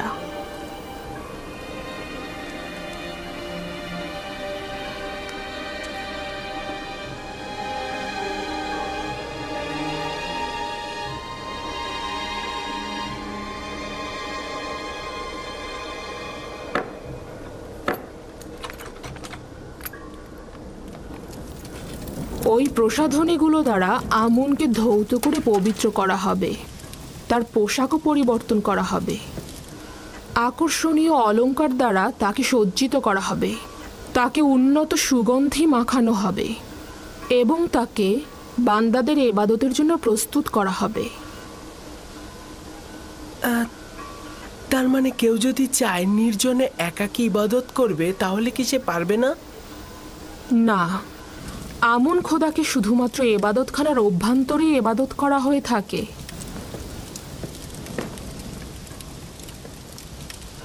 কিন্তু আমি তো শুনেছি খোদাবান সর্বত্র রয়েছে।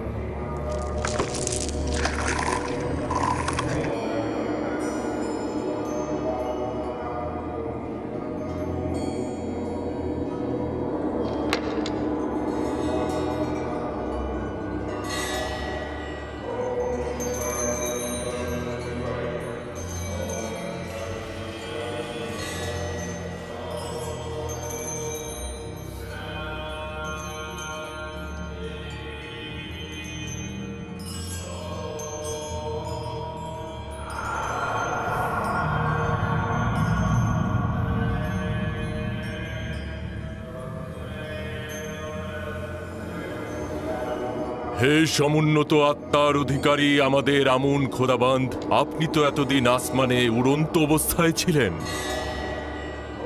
এখন বস্তুবাদী দুনিয়ায় উত্তম হবে নিজেকে জমিনের বুকে নিয়ে আসুন, যেন আপনি আপনার বান্দাদের এবং ইবাদতকারীদের ওপর বিস্তার ঘটাতে পারেন। হে মহান আমুন, আপনি আবির্ভূত হন, আবির্ভূত হন। হে শক্তিশালী মহান আমুন খোদা, পরম প্রশান্তির বিশ্রাম ভেঙে আবির্ভূত হন।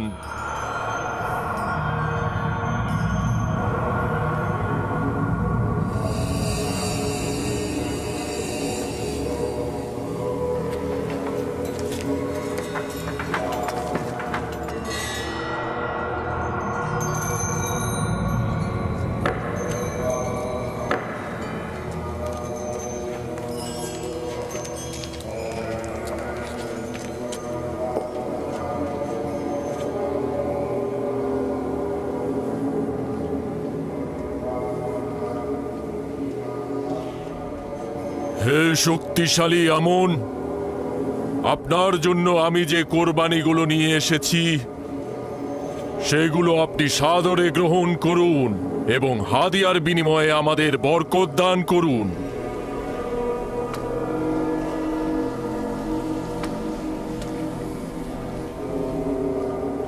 এখন এগুলো পুরোহিত ও জনগণের মাঝে বন্টন করে দাও। যাও।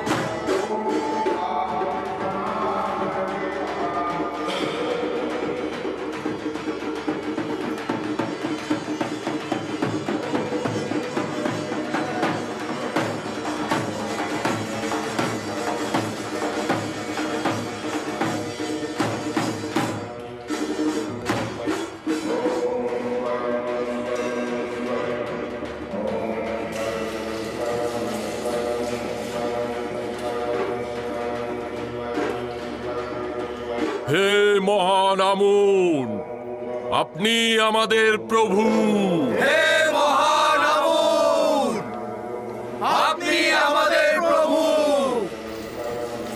দেখেছো আমুনকে কত সাজানো হয়েছে, তাকে কত সুদর্শন লাগছে। ইবাদতকারীগণ তার সোনার অলংকার চুরি করে না?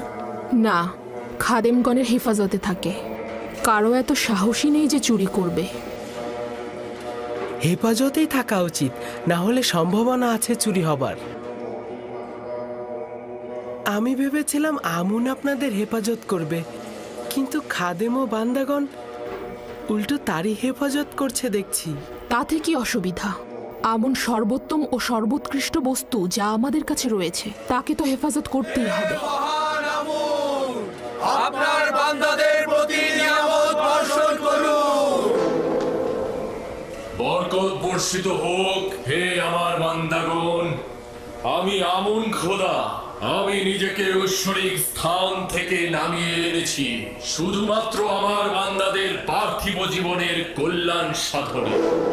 আমার ইরাদা তোমাদের নতুন পথের সন্ধান দেবে, জীবনে প্রশান্তি আনবে। আমার সন্তুষ্টি তোমাদের মঙ্গল। আমুন খোদার ইবাদত করো, প্রস্থান করো আর তালাশ করো।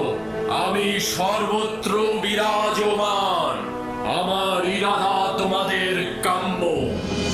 মহান আমুন আমাদের খোদা।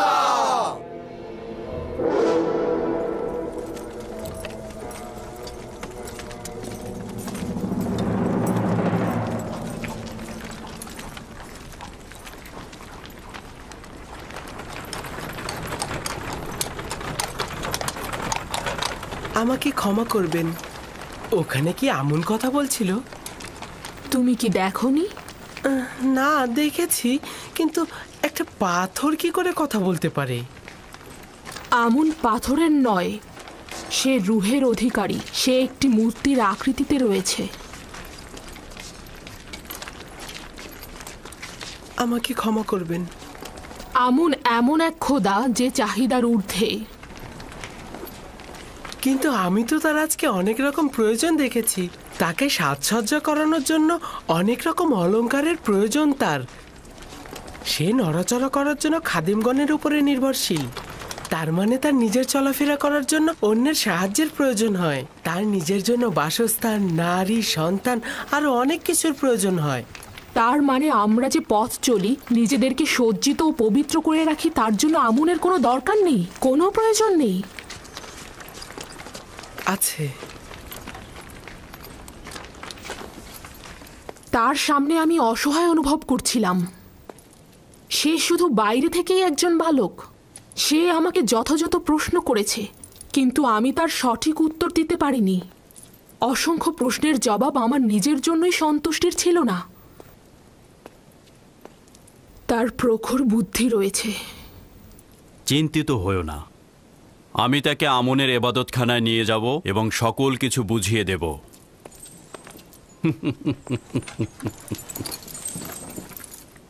আমি নিঃসন্দেহে বলছি, ও আমাকে আমন সম্পর্কে সন্দেহের বেড়াজালে আটকে ফেলেছে।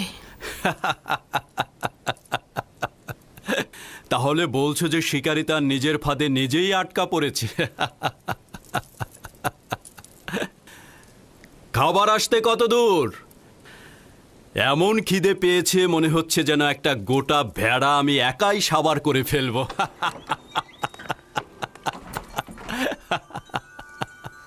খাবার প্রস্তুত আলী জনাব।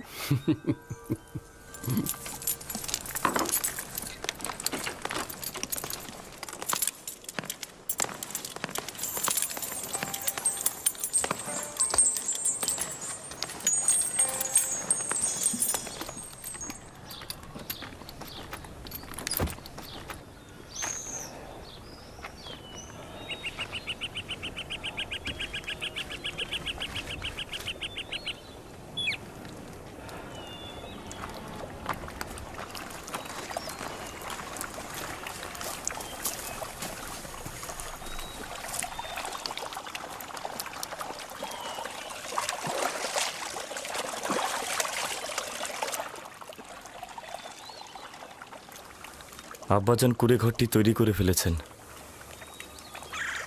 এত কাজ তিনি একা একা করলেন, আমাদের সাহায্য নিলেন না।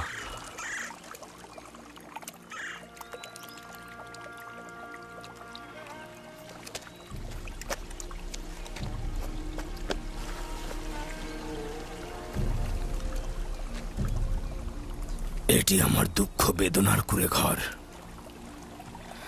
এটি সেই কুঁড়ে ঘর যেখানে আমি আমার বাকি জীবনটা কাটাবো আর আমার ইউসুফের জন্য দুঃখ বিলাপ করব। আর এই পথের অগ্রভাগে তার ফিরে আসার অপেক্ষায় থাকবো আমি। আব্বাজান, ইউসুফ কি সত্যি সত্যি ফিরে আসবে? বলুন না। অবশ্যই ফিরে আসবে দিনে, আর আমাদের উচিত ইউসুফের ফিরে আসার জন্য অপেক্ষা করে যাওয়া। আপনি কেন চেষ্টা করছেন না ইউসুফকে ভুলে যেতে? কি করে ভুলবো লিয়া? যদি জানতাম সে মারা গেছে তাহলে কিছুদিন বিলাপ করতাম, তারপর ভুলে যেতাম। কিন্তু এখন জানি না সে কোথায় আছে। অবিরাম নিজেকে প্রশ্ন করে যাচ্ছি সে কোথায় আছে, কেমন আছে আমার ইউসুফ। না জানি কোন বালা মুসিবতে আছে, ডাকাতের হাতে পড়েছে না দাস বিক্রেতাদের হাতে পড়ে গোলামি করছে সে এখন। তাকে কি গুনাহ স্পর্শ করেছে? ভর পেটে আছে নাকি ক্ষুধার্ত অবস্থায়? শান্ত হন খোদার নবী, নিজেকে এত কষ্ট দেবেন না। প্রিয় মানুষের মৃত্যু বেদনারও একটা সীমা আছে লিয়া, কিন্তু বিচ্ছেদের বেদনা চিরস্থায়ী, তা সহ্য করা দুঃসাধ্য। আমি সবুর করাকে পেশা হিসাবে নিলাম, তবে আমি অবশ্যই মিলনের আশায় রইব, অবশ্যই রইব।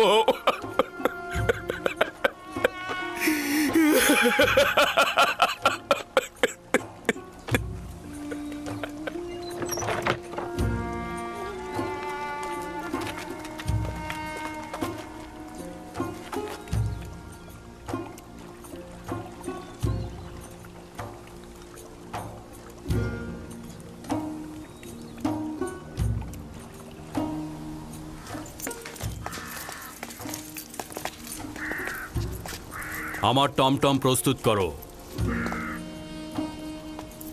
ইউজারসিফকে আপনার সাথে নিয়ে যাওয়া কি উচিত হবে? হ্যাঁ, উচিত হবে। আমেন হতেব তার প্রশংসা শুনেছে, তাকে আমেন হতেবের কাছে নিয়ে যাব, এবাদতখানায় নিয়ে যাব। ভাবছি তাতে কোনো ফায়দা হবে না। তাকে বালক হিসেবে অবজ্ঞা করবেন না।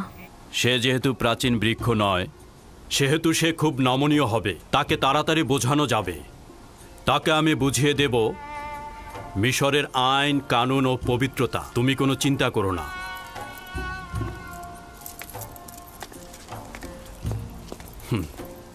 আমাদের ইউজারসিফ কি প্রস্তুত? জি আলী জনাব, আমি আপনার সাথে যাবার জন্য প্রস্তুত।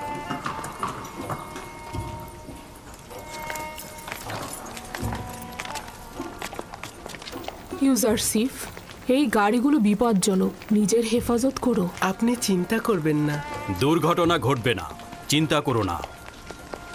টমটমে আমার পাশে, আমি তাকে দেখে শুনে রাখবো। আপনিও লক্ষ্য রাখবেন নিজের প্রতি।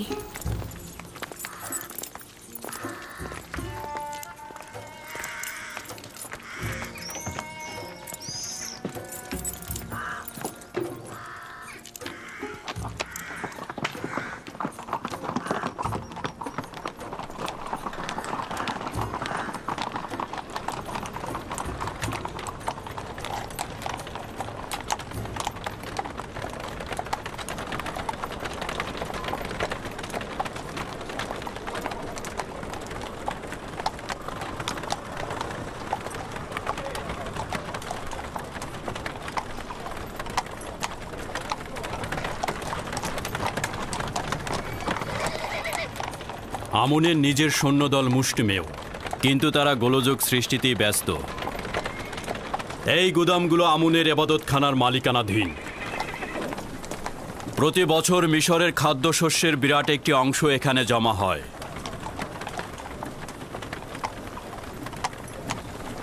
খাদেমগণ এই ভাণ্ডারের মালিক নয়।